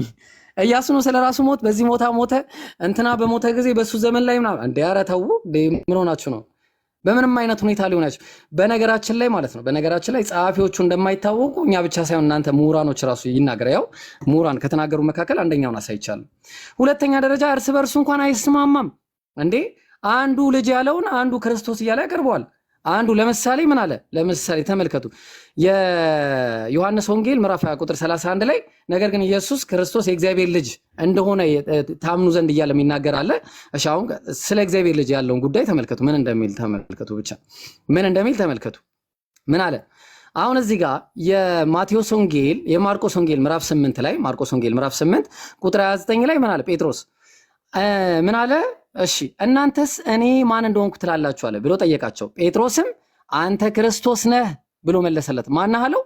ክርስቶስ ነህ። እሺ ጥሩ። አሁን እንግዲህ እኔ ደግሞ ሌላውን ደግሞ እኔ የማቴዎስ ወንጌል ደግሞ ሲጽፈው ምን አለ? የማቴዎስ ወንጌል ምዕራፍ 16 ቁጥር 16 ላይ ስምዖንም ጴጥሮስን መልሶ ሶሪ ስምዖንም ጴጥሮስን መልሶ አንተ ክርስቶስ የሕያው እግዚአብሔር ልጅ ነህ አለው ይላል። ድምጽ ይሰማል? ኔትወርክ በጣም ያስቸግራል ነው። ድምጽ ይሰማል? የኔ አይሰማም? ድምጽ ከተሰማ ነገሩ የኔ አይሰማም? ድምጽ ይሰማል? ሰዓት ያዝልኝ አንዴ። ድምጽ ይሰማል? ያንተ ይሰማል ኢብራሂም፣ ያንተ ይሰማል። ሳሚ ምናልባት ተቋርጦ ከሆነ አሁን ይሰማል። ያንተ ሳሚ ያንተ ነው፣ ካንተ ነው ችግሩ። ሳሚ ልቀጥል? ሳሚ ልቀጥል ወይ? ቀጥል። ሳሚ ቀጥል። ሳሚ ልቀጥል? እሺ ምን አለ? ልብ አድርጉ። ስምዖንም ጴጥሮስን መልሶ አንተ ክርስቶስ የሕያው እግዚአብሔር ልጅ ነህ። ኬታ መጣው? ለምንድን ነው የሚሻሻለው? እውነት ያምላክ ቃል ከሆነ ማለት ነው። ዋይ የሚሻሻልበት ምክንያቱ አልገባንም። ተግባባን? የአምላክ ቃል ከሆነ የሚለወጥ የሚገለበጥ አይደለም። ከጊዜ በኋላ የሚሻሻልም አይደለም። ተግባባን? በምንም ተአምር ማለት ነው። በምንም አሁን ለምሳሌ ተመልከቱ እዚህ ጋር የማርቆስ ወንጌል ምዕራፍ 3 ላይ ሲናገር ቁጥር 35 የእግዚአብሔርን ፍቃድ የሚያደርግ ሁሉ ብሎ የተናገረውን እዚህ ጋር ደግሞ የማቴዎስ ወንጌል ምዕራፍ 12 ቁጥር 50 ላይ በሰማያት ያለው የአባቴን ፍቃድን የሚያደርግ ሁሉ ይላል። ለምንድን ነው የሚቀየረው እንዴ? የእግዚአብሔር ከፍ እያደረጉ ነው የሚናገሩት። ባይብል ላይ ዝቅ ያለውን ከፍ ያለውን ዝቅ ያለውን ከፍ ያደርጋሉ፣ ከፍ ያለውን ደግሞ በዛው ያሰብቱና ይሄዳሉ ምናምን። አንደኛ የአምላክ ቃል ለመሆኑ አንደኛው ሌላኛው የጻፈውን በየትኛው በሆነ ሚንስ ብቻ ያሻሽላል፣ አስተካክለው ያመጣሉ ማለት ነው። ተግባባን? ጸሐፊዎቹ አይታወቁም፣ እርስ በርሱ ይጋጫል። የኛ ቁርአንን ብትመለከቱ ግን አላህ Subhanahu Wa Ta'ala ገና ከመጀመሪያው አንስቶ እንደጠበቀው ተናግሯል ቁርአናችን ላይ ማለት ነው። ስለዚህ ባይብል ላይ ብትመለከቱ የባይብል ጉዳይ ብርዘት ላይ ከተመለከትን እስቲ አንድ ልጨምርላችሁ። ለምሳሌ ስቅለት ጉዳይ ላይ እስቲ አንድ ነገር ልጨምርላችሁ። ለምሳሌ እሺ ስቅለት ጉዳይ ላይ በሚነሱ ጥያቄዎች ማለት ነው በጣም በሚያሳዝን ሁኔታ ስቅለት ጉዳይ ላይ ራሱ በጣም ላይክ ኢየሱስን ማስዋሸታቸውን ትመለከታላችሁ። ኢየሱስን ማስዋሸታቸውን መጽሐፍ ገልጠን ነው የምናሳየው፣ እንዲህ በራሳችን አይደለም። ኢየሱስን ማስዋሸታቸውን እናሳያለን። ባይብሉ ትክክለኛ አንድ ጊዜ ያውላችሁ ተመልከቱ ምን አለ? እሺ ማቴዎስ ወንጌል ምዕራፍ 23 ቁጥር 35 ላይ ከጻድቁ ከአቤል ደም ጀምሮ በቤተ መቅደስና በመሰዊያ መካከል እስከ ገደላችሁት እስከ በራኪዩ ልጅ እስከ ዘካርያስ አለ። ኢየሱስ የተገደለው የበራኪዩ ልጅ ዘካርያስ ነው ብሎ ተናገረ። የተገደለው ግን የዮዳሄ ልጅ የዘካርያስ ሆኖ በመጽሐፈ ዜና መዋዕል ምዕራፍ 24 ላይ ሁለተኛ ዜና ምዕራፍ 22 ቁጥር 21 ላይ ተማማሉበትም በንጉሱ ትእዛዝ በእግዚአብሔር ቤት አደባባይ በውስጥ በድንጋይ ወገሩታል። የተወገረው ማን ነው? የዮዳሄ ልጅ ዘካርያስ። በዮዳሄ ልጅ በዘካርያስ ላይ መጣለ። ይሄንን ደግሞ ኮንፊርም ሲያደርጉልን የመጽሐፍ ቅዱስ መዝገበ ቃላት የራሳቸው ማለት ነው የኢትዮጵያ መጽሐፍ ቅዱስ ማህበር ያዘጋጀው ገጽ 213 ላይ ምን ይላል ተመልከቱ። ያጀማ በዚህ ልክ ነው የኛ ቁርአንና የነሱን ባይብል የምትለኩት ማለት ነው። በደንብ ምን አለ እንዴ? ወጣ እንዴ? ለምን ወጣ? የበራኪው ልጅ በ5 ክፍለ ሁለቱም ወጥተዋል። በነገራችን ላይ ሁለቱም ወጥተዋል። አቤልም ወጥተዋል፣ ልጁም ወጥተዋል። ለምንድን ነው የወጡት? እሺ ለጨረሰችን አንዴ ሰዓቱን ያዝልኝ። በቃ ሰዓቱን 5 ደቂቃ ያዝልኝ። ለምንድን ነው የወጡት? ኧረ በጣም የሚገርም ነው ወላሂ። ሆይ ኢብሮ አንተ ኔትወርክ አስቸግሮት ነው ብዬ ልገምት። አጥፍተሃል ኢብሮ። እንዴ የመጀመሪያ ዙሩን አቀለልከው። እኔ ትንሽ ቀለል አድርገህበታል፣ ብዙም አልጎዳኸውም። ሰው ሁለተኛ ላይ ወገርከው። ጥሩ አይደለም እንዴ ሰው እኮ ትንሽ እያረፈ ነው አይደል የሚከራከረው። ረፍት ማሳጣት ጥሩ አይደለም። ትክክል አላረክም። ለማንኛውም የሚመለስ ከሆነ ይግባ። አይ በጣም የሚገርም ነው። ብቻ ሄዷል ማለት ነው። ኤኒዌይስ እሺ፣ ለማንኛውም እቺን ነገር ይውልኝ ጋይስ፣ አንድ እዚህ ጋር ይውልኝ። ምን እንደምን ምናልባት ገብቶ ከሆነ ኔትወርክ ነው ብዬ ገምታለሁ። ድምጽ ይሰማል ጋይስ? አዎ ኔትወርክ ነው ብዬ ገምታለሁ። ሳሚ ያንተም ድምጽ ይሰማል፣ የኢብሮም ድምጽ ይሰማል። እሺ ቆይ የቱ ጋር ነበር ያቆምከው? ቆይ ኔትወርክ አስቸገረ መሰለኝ። ያ ቆይ እንደገና ያዙልኝ። ሳሚ ድምጽ ይሰማል ጋይስ? ሳሚ ኔትወርክ ያስቸገረ መሰለኝ አይደለ?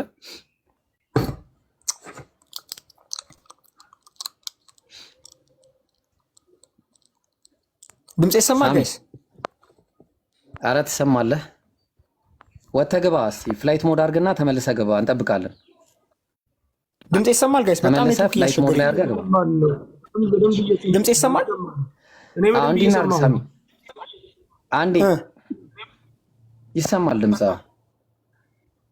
ፍላይት ሞድ ላይ አድርግና ስልክህን አንድ ጊዜ ከቲክቶክ ወጥተህ ተመልሰህ ግባ፣ እጠብቃለሁ። አይሰማም ሀቢቢ፣ አውርደውና ድጋሚ ይመለስ።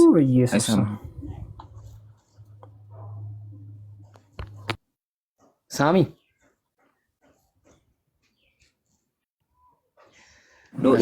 ነገሩት። ፍላይት ሞድ ላይ አድርጎ አስተካክሎ ይምጣ። አዎ ግን ኢብሮ አሁን ያለህበት ወሳኝ ፓርት ነውና በደንብ አድርገህ ይሄን ፓርት እንዳያስረሳህ እሺ። አይታወቅም አንዳንድ ኔትወርክ እያሉ ሀሳብ ለማስቀየም ሊሆን ስለሚችል የአሁን ሀሳብ በደንብ ሂድበት እንዳረሰው። እሺ ኢምሩ ሰላም አለይኩም፣ ደህና ና። አንድ ቦታ ነው ያሉት እሱና ኢዮብ አንድ ቦታ ነው ያሉት ሁለቱም ሊሆን ይችላል። ወላሂ አንድ ላይ እንዴት አስወጣቸው? ኡስታዝን ያላወቅኩ ምናልባት አንድ ላይ ተሰጣቸው ለማለት ያለው አሩን ነው። እስቲ አንድ ላይ ይወጣል። አይ ይገባል። እሱም ቆይ እስቲ እናስገባለን። ተመልሶ መጥቷል ሳሚ። ኢዮብ ተመልሶ መጥቷል፣ ሳሚ አልመጣም። ኦኬ እሺ ኢብራሂም በጣም ይቅርታና ሳሚ ለምን ሪሙቭ አደረገው? ወላሂ ሳሚ ነው ሪሙቭ ያደረገው። ለምን ሪሙቭ አደረከው? ኢዮብን ለምን ሪሙቭ አደረከው? ሳሚ እንዴ ለምን ሪሙቭ ታደርገዋለህ እንዴ? ሼሞኒ ወላሂ ሼሞኒ ላንተ ኢብራሂም አንዴ ስማኝ እንዴ። አይ በቃ አሁን በቃ ተው ተበላልተናል። በቃ ጋይስ ችግር የለውም። ኢብራሂም እያልካለሁ ሳሚ ኢዮብ አስወጣው ነው እያልካለሁ። ታዳምጠኛለህ ኢብራሂም? ወላሂ ከደስታ አስወጣኸኝ፣ ዘን ብላክ አደረከኝ። ኦኬ አንዴ ኢዮብ ወገኖች አንዴ ሀሳባችን ሚዩት አድርገው። ኢብራሂም ሀሳብን ግለጽልህ እያልካለሁ። ሳሚ ተወያዩ ወንድሙን አወረደው ወገኑ አወረደው እያልከኝ ያለው ለምንድን ነው? አዎ ላሳይክ፣ ስክሪንሾቱን ላሳይክ። ለምንድን ነው ከገስት ያወረድከኝ? እዛን ደግሞ ለምንድን ነው ብላክ ያደረከኝ ነው? ሳሚ ነው ያወረደህ። ለምን እኔ ሾሚ ያሳየኝና ሳሚ እኮ ነው ያወረደ። ለምንድን ነው ያወረደ እኮ አሳየኝ። ብሎክ ያደረገኝና ሳሚ ነው እያየሁት፣ አይኔ እያየ ሪሙቭድ እኮ አንተ ሪሙቭ ያደረገ ወንድም ነው የገዛ ወንድም አሳየኝ። ሪሙቭ አደረገ። አረ ድራማ አትስራ፣ አሳየኝ። በቃ አይ ተው ችግር የለውም። እኛ አሁንም ከመጣ እንጠብቀዋለን። ይሄው እየጠበቅኩት ነው ወዳጄ። እኔ በአላህ ስምዬ አልዋሽም። ቲክቶኩም ውይይቱም ይቀርብኛል እንጂ በቃ ይኸውልህ፣ በቃ ተው ችግር የለውም። አንተ ማየትም አይጠበቅብህም። ግን አሁን ወንድምህን ጥራው፣ ውይይቱ ምን ጥራው፣ ወንድምህን ጥራው እንዴ። ውይይቱ ምን ችግር የለውም። ወንድምህን ጥራው። እሺ በቃ ዝም ብለህ ተቀመጥ። በቃ እሺ እሱ ብላክ እናደረገኝ አሳየኝ። ሳሚ መጥቷል። አሁን ከስር ነው ያለው ሳሚ። ኦ ማይ ጋድ። አይ እሱን ጠይቋለሁ ለምን እንዳወረደ። አንተን አይደለም፣ አንተ የምታውቀው ነገር የለም። እሱን ጠይቋለሁ። ቱርክ እያስቸገረኝ ነው። ሶሪ የቱ ጋር ነበር ያቋረጥከው? መጀመሪያ ላይ ያቋረጥክበት ፓርት ላይ እንደገና ቀጠል። ሳሚ ቆይ፣ ከዛ በፊት ሳሚ በጣም ይቅርታ። አንተ ነህ ያስወጣኸኝና ብላክ ያደረከኝ። ምናልባት አሳየኝ ኢብራሂም፣ አሳየኝ ሳሚ እንደሆነ እንዳስወጣኝና ዘንድ ደግሞ ብላክ እናደረገ። አሁን ይኸውልህ ወንድምህን እጠብቀዋለሁ። እሱን ለምን እንዳስወረደ ጠይቀዋለሁ። አንዴ እሺ፣ አንተ ሳትሆን እኔ ጠይቀዋለሁ።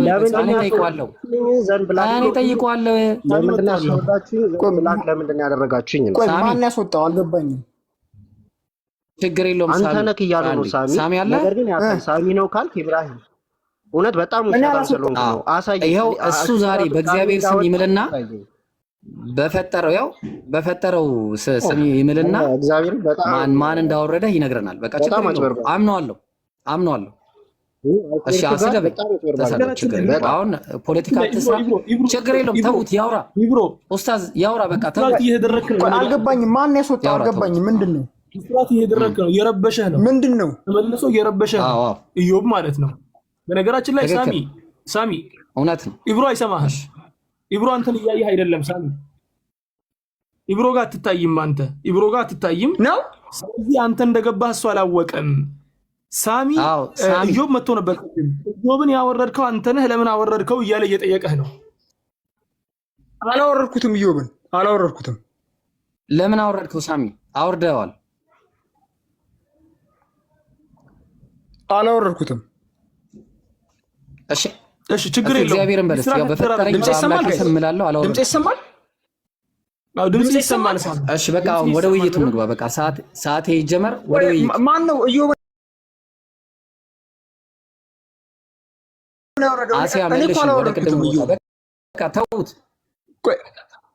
አንተና ያወረደው ብሎ ያሳየኝ። ችግር የለውም። በቃ ማንም ያወረደው አሁን አንተና ያወረድከው ብሎ ነው ያሳየኝ። ተው በቃ ችግር የለውም። ሳሚ አሁን ምን እናደርጋለን? አይ ወላሂ በአላህ ስም ነው የምነግርህ። አንተ አወረድከው ብሎ ነው ያሳየኝ። እሺ በቃ ተው። አሁን እኔ እንትኑን አልፈልገውም። አሁን ችግር የለውም። እኔ መቼ አወረድኩ? የቆምኩበት ቦታ አለ። ልቀጥል። ሳሚ እንትኑ ላይ አድርጉት አንዴ። እሺ በቃ አሁን እሺ አላወረድከውም። በቃ እሺ እንቀጥላለን። እሺ አላወረድኩም። በቃ እሺ አላወረድኩም። በጣም ያስቸገረኝ ነው ኢየሱስ። እሺ ይቅርታ፣ እንቀጥል አንዴ ወይ ደግሞ አንዴ ልቀጥል። እኔ ኔትወርክ በጣም ያስቸገረኝ ነው። ርዕሱ በጣም ተንዛዛ።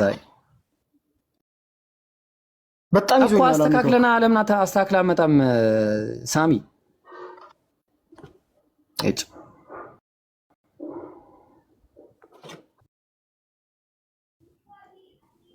አሁን ድምጽ ይሰማል? ሳሚ በደንብ እየሰማንህ ነው። ከቅድም ጀምሮ በደንብ እየሰማንህ ነው። እኛ እየሰማን የእናንተ አይሰማኝም። እኛ ይሰማናል። ቀኝ እያበራ ነው። አሁንም አይሰማህ? የእናንተ አይሰማኝም። አሁን እየተሰማኝ ነው። በቃ ይሰማናል። እሺ ቦታው ላይ አድርጉትና እንቀጥል። በቃ አረ ይሰማል። ሳሚ እባክህ እናንተ ጋር ቀስ እያለ ነው የሚደርሰው። በቃ እኔ ሰዓቴ ልጨርስ አንዴሽ።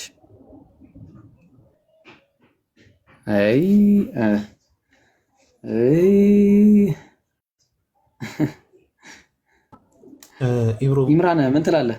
ወይ ካሜራውን ታጠፋለህ? ከካሜራው ከሆነ ላጥፋለህ። እሺ ካሜራውን ላጥፋለህ።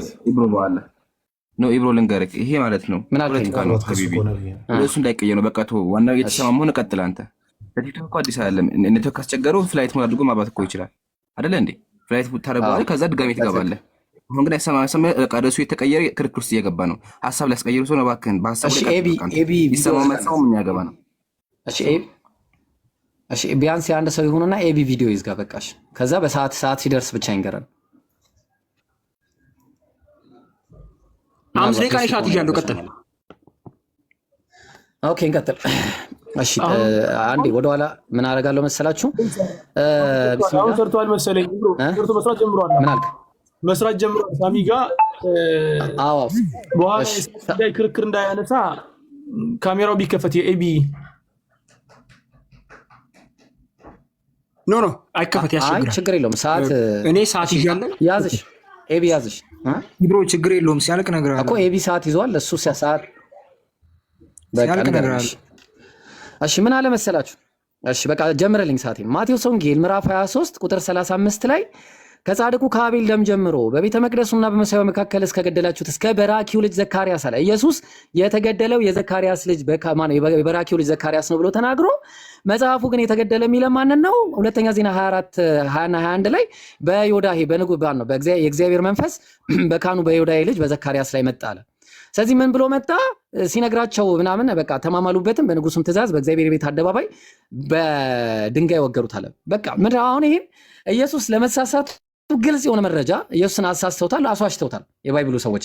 የመጽሐፍ ቅዱስ መዝገበ ቃላት ላይ ገጽ 213 ላይ ምን እያለ ይናገራል? ከራሳቸው መረጃ የበራኪው ልጅ በ5 ክፍለ ማነው ከክርስቶስ ክፍለ ማነው በፊት ከነብዩ ሐጌ ጋር ተነስቶ የቤተ መቅደሱን ስራ እንዲፈጽሙ አይሁድ አነሳሳቸው። ዕዝራ 5:1 ጠቅሶ ማለት። አሁን ጉዳዩ ግን በማቴዎስ ወንጌል ምዕራፍ 23 ቁጥር 35 ላይ የተጠቀሰው የበራኪው ልጅ ቢሆንም ነገሩ ግን ስለ ዮዳሄ ልጅ መወገር ያሳስባል።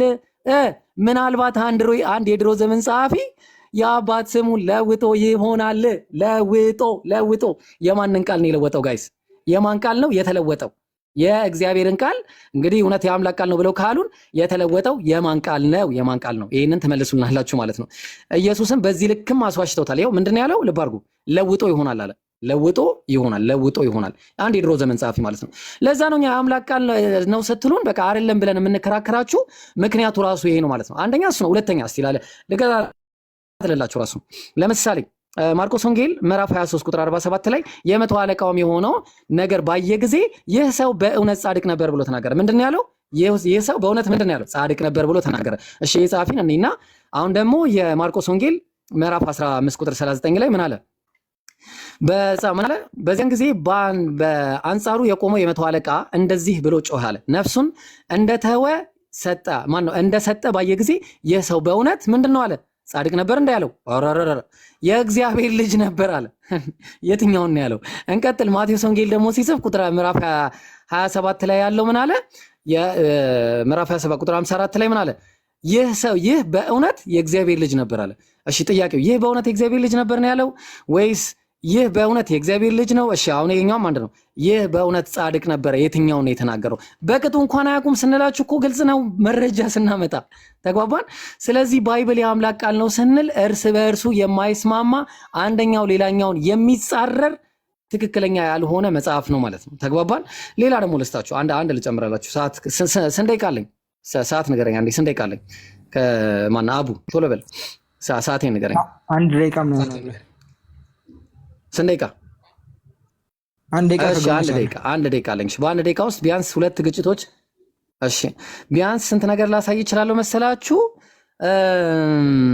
እሺ እስቲ ይሄንን ላሳያችሁ።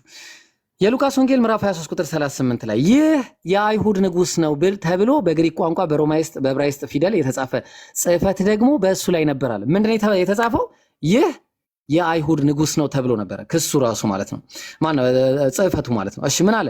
ያው የክሱ ጽሕፈት አለ የሉቃስ ላይ ያለው እንግዲህ የአይሁድ ንጉሥ ነው። ሁለተኛው ደግሞ የማርቆስ ጸሐፊ ምን አለ? ምዕራፍ 15 ቁጥር 26 ላይ የክሱ ጽሕፈትም የአይሁድ ንጉሥ የሚል ተብሎ አለ ተጽፎ ነበረ። የአይሁድ ንጉሥ ነው እሺ የሚልና የአይሁድ ንጉሥ የሚል። እሺ ጥሩ። ሶስተኛው የማቴዎስ ወንጌል ምዕራፍ 27 ቁጥር 37 ላይ ይህ ኢየሱስ የአይሁድ ንጉሥ ነው። ጥያቄው ምን ጠይቀው? ይህ ኢየሱስ ነው የሚለው ክሱ ወይስ ይህ የአይሁድ ንጉሥ ነው የሚለው ወይስ ይህ የአይሁድ ንጉሥ ነው የሚለው? አንድ ቦታ መስማማት የላቸውም ነው የምላችሁ። እዚህ ጋር ደግሞ የመጨረሻ የኢየሱስ ንግግር ላይ ዮሐንስ ወንጌል ምዕራፍ 19 ቁጥር 30 ላይ ተፈጸመ ብሎ ተናገረ። በመጨረሻም አለ ሉቃስ ወንጌል ምዕራፍ 23 ቁጥር 46 ላይ ደግሞ አባት ሆይ ነፍሴን በእጅ አደራ ሰጣለሁ ብሎ ተናገረ። ተፈጸመ ነው ያለው ወይስ አባት ሆይ ነፍሴን በእጅ አደራ ሰጣለሁ ነው ያለው? የትኛውን? ልብ አድርጉ። ባይብል እርስ በእርሱ የማይስማማ ሰዓት አናገራችሁ። እሺ ድምጽ ይሰማል? ይቅርታ። አዎ ይሰማል። ይቅርታ አልሰማሁም ነበረ። ኔትወርክ በጣም እያስቸገረኝ ነበረ። አክቹዋሊ ግማሹንም ያንተን ጥያቄ አልሰማሁትም። ድምጼ ኔትወርክ በጣም እያስቸገረኝ ነው። ያንተን ጥያቄዎቹን ግማሾቹን አልሰማኋቸውም። ሰው በየቻልኩት ያህል ድምጽ ይሰማል ጋይስ? አዎ በደንብ ይሰማል። አዎ ድምጽ ይሰማል። ሳሚ ምንድነው ባላ ድምጽ ይሰማል ጋይስ? አዎ ይሰማል። በደንብ ይሰማል። ሳሚ እንዴ በደንብ ይሰማል።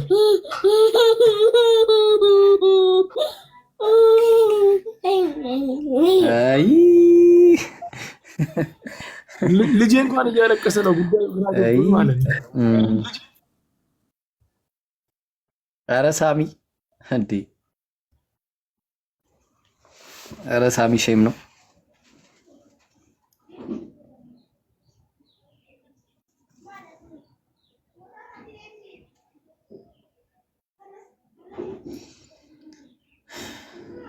በነገራችን ላይ ወንድሜ ኢብራሂም አንድ ነገር ልበልህ። እሺ ይዞ የመጣውን ነገር ጨርሷል መሰለኝ ሳሚ። ማስረጃ ነው ብሎ ይዞ የመጣውን ነገር በመጀመሪያው ዙር የጨረሰ ይመስለኛል ሳስበው።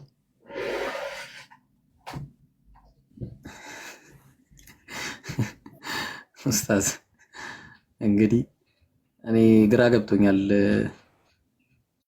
እንዴት ነው? ለማንኛውም ጀዛከላሁ ወላሂ አላህ ምስክሬ ነው። ወላሂ አላህ ምስክሬ ነው። በጣም ነው የኮራሁብህ።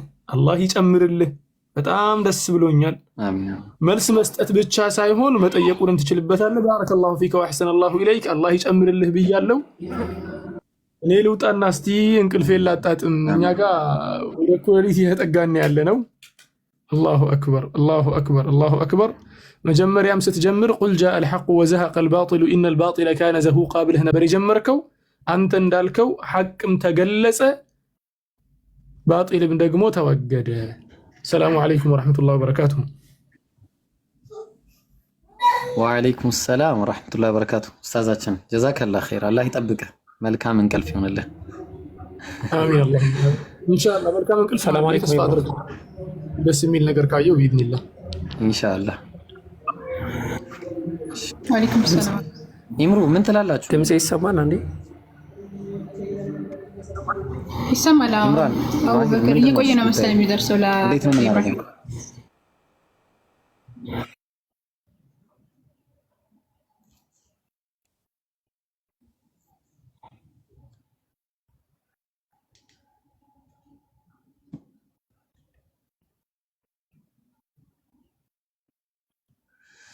وقل جاء الحق وزهق الباطل إن الباطل كان زهوقا وقل جاء ኢብራሂም ኔትወርክ ይዞታል።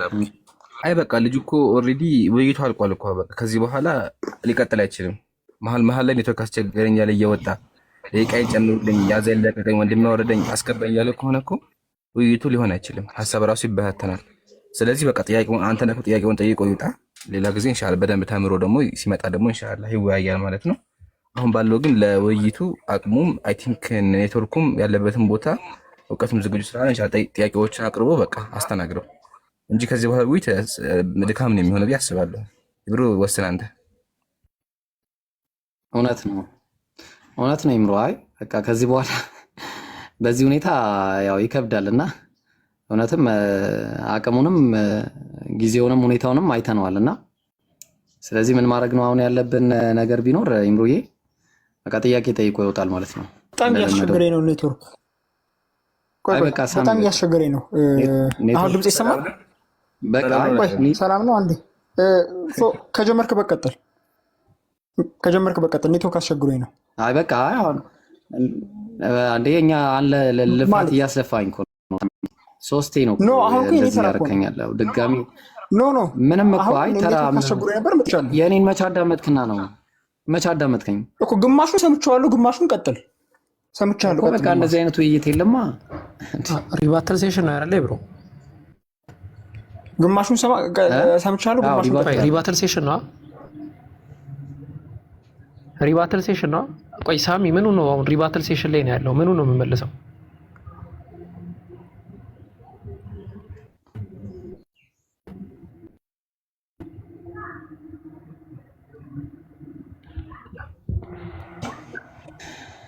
እያዛገን ነው ጥያቄውን ጠይቆ ወይም እስከዛው ድረስ እስከዛው ያነሳቸውን ጨርሰውና ትክክል ያለው ነገር ያነሳውና ስለ ቁርአን ያላህ ቃል ነው ወይስ አይደለም የሚለውን ጥያቄ ለምንትን ለማለት ስለ ሴቶች ጋብቻ ነው ያነሳው። በጣም ነው የሚያሳዝነው። እና ክርስቲያኖች አላህ ሂዳያ ይስጣችሁ እና ያወራባቸው ነገራቶች ላይ ሰው ሳይወጣ ነካ እናድርጋቸውና ከዛ በኋላ ወደ ቀጣዩ ደግሞ እንሄዳለን። የባይብሉ ስህተቶችን እና ደግሞ እሱ ያነሳቸውን የባይብል ማስረጃ የሆነኛም ብሎ ያነሳቸው ጠረጴዛዎች ምናምን አሉና እነዚያን ጠረጴዛዎች ምናምን እናያለን።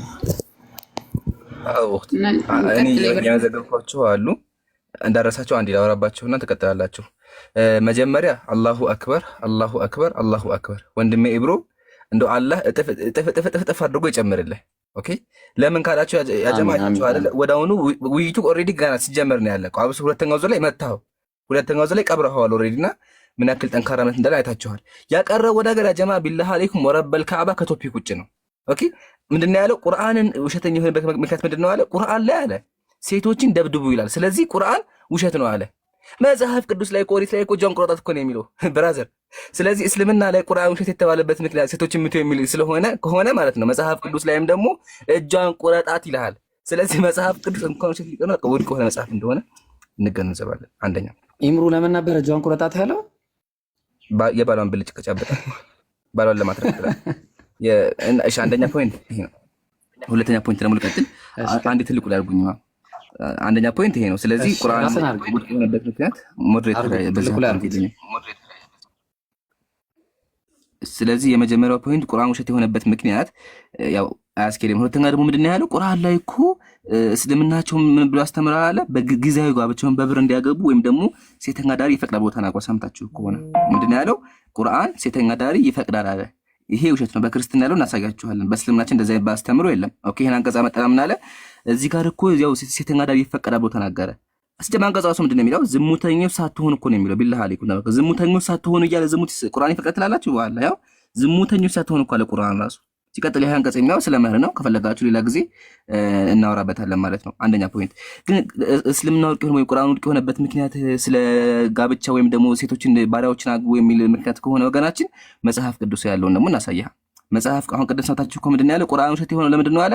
ሴቶችን በብር አግቡ ይላል ነው ያለው። ያው ኦሪት ዘኍልቍ ምዕራፍ 30 እንደዚህ ይላል። አሁን እንግዲህ ከልጆቹ ወንድን ሁሉ ግደሉ፣ ወንድ ይገደላል። ወንድንም በመኝታ የሚያውቁትን ሁሉ ሴቶች ግደሉ። ወንድን የማያውቁትን ሴቶች ግን ለራሳችሁ አድኗቸው አለ። ቢላህ አለይኩም ሰማችኋ? ባል ድንግል የሆኑ ሰዎች ካላችሁ ለራሳችሁ ውሰዷቸው አለ። አያችኋ? ባሪያ ማለት ነው። ባሪያን ውሰዱ አግቡ እያለ ይናገራል መጽሐፋቸው። ስለዚህ ቁርአን ውሸትን ያልክበት ምክንያት ባሪያን አግቡ ስላለ ከሆነ እዚህ ጋር መጽሐፍም ላይ እኮ ሴቷን ድንግላችሁን ትገላለህ፣ የቀረውን ደግሞ ትወስዳለህ፣ ለራሳችሁ አድኗቸው አለ። የሚገርም ፓርት መሰላችሁ? ከወሰዳት በኋላ ምን ያደርጋል? ተመከሱ እዚህ ጋር ምን እንደሚያደርጋት። ያው የጦር ምርኮ ስለሆነ ሴቶች የሚያወራው ምን ያደርጋታል? ከዚያ በኋላ ልብሷን ትለውጣለህ። መጀመሪያ ሄዶ ጦርነት ይማረካታል። ከማረካት በኋላ ከቤተሰቦቿ ለይቶ ቤተሰቦቿን ገሎባት ከዛ ተመከቱ ምን እንደሚያደርጋት። ይህንም ከሆነ በኋላ እርሷ ወደ ቤት ተወስደህ ራሷን ትላጭ፣ ጸጉሯን ይላጫታል፣ መላጣ ያደርጋታል፣ መላጣ። ከዛሳ ልብሷን ትለውጥ፣ እርሷም ከአንተ ጋር በቤት ተቀምጣ እስከ 1 ወር ድረስ በጦርነት ስለሞቱ ወላጆቿ ታልቅስ።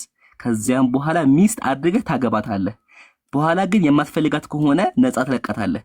ከአንተ ጋር የጋብቻ ግንኙነት እንድትፈጽም ያስገደድካት፣ ሰማችኋ? አስገድዶ ደፋታው ግንኙነት እንድትፈጽም ያስገደድካት ስለሆንክ ባሪያ አድርገህ ልትሸጣት አይገባም ማለት ያስገድዳል። ያያችኋ በክርስትና ራሱ። ስለዚህ ያመጣቸው መስፈርቶች ራሱ አያስኬዱም ነው። ኦኬ በእስልምናችን ደግሞ እንደምናውቀው አምላካቸው አላህ ሱብሃነሁ ባሪያ መግባትን ፈቅዷል። ግን በክርስትና እያስገደዱ ጸጉራቸውን እየላጩ እንደሚያስተኛቸው አይተናል። ሲቀጥል ደግሞ ጸሐፊዎቹ ነው፣ ቅድም ብሎ ገልጸሃቸዋል። ጸሐፊዎቹ ምን አይነት ስብዕና ነበራቸው የሚለው ነገር መታየት አለበት። የመጽሐፍ ቅዱስ ጸሐፊያን ታሪካቸው እንዴት ነው የሚለው ነገር በደንብ መጠቀስ አለበት፣ መታየት አለበት። ለምን ባለፈው ትናንትና ማታ አውርተንበታል። አብዛኞቹ ሰዎችን የሚገሉ ራቁታቸውን የሚሄዱ እንዲሁም ደግሞ ሚስቶችን እየቀሙ የሚደፍሩ ሴቶችን እየጠሩ የሚያስደፍሩ ነበር። እነዚህ ግለሰቦች የጻፉትን መጽሐፍ እንዴት ብለን አምላክ ቀበል እንቀበለዋለን? ማስረጃ ደግሞ ከፈለጋችሁ ለምን እናሳያቸው፣ እየከፈቱላችሁ ማሳየት እንችላለን። ስለዚህ ወገኖቻችን መጀመሪያ መጽሐፋቸው ውድቅ ለምንድን ነው ሲባል ጸሐፊዎቹ ራሱ ትክክለኛ ሰዎች አልነበሩም። ሲቀጥል መጽሐፉ ራሱ ተቃጥሎ ጠፍቷል። የተቃጠለ መጽሐፍና የጠፋ መጽሐፍ እንዴት ብሎ አምላክ ቃል ሊባል ይችላል? ኦልሬዲ እኮ መጽሐፉ የለም እኮ ጀማ። ጥንታዊ ጊዜ የነበረው መጽሐፍ የለም፣ እንደ ሽንኩርት ተከትፏል። እንደ ሽንኩርት ተከትፎ ጠፍቷል። ኦልሬዲ ተመልከቱት። እንግዲህ ጥንታዊ መጽሐፍ ቅዱስ ይሄ ነው። የለም አይታይም። ራሱ ይሁት ተበልቶ ያለቀ ነው። ክትፍታፊ ነው። ይሄን ክትፍታፊ መጽሐፍ እንዴት ብለን ያምላካል ብለን ልንጠቀም የምንችለው? እንደዚህ እቺ የምታከ ቁራጭ ወረቀት እንዴት ብለን ያምላካል የምትሆነው? አምላክ መጽሐፉን አይጠብቅም? ክርስቲያን ወገኖቻችን አይጠብቅም መጽሐፉን? ጥያቄ ይሄ ነው። ለማንኛውም አላሳዝም ኢንሻአላህ። የቀሩ ፖይንቶችም አሉ ተናገሩ ወንድሞች አውሩና ከዛ ደግሞ ኢንሻአላህ እኔ ደግሞ ጨምራለሁ በኋላ ሐሳብ ካለኝ። ቀጥሉ ወንድሞች።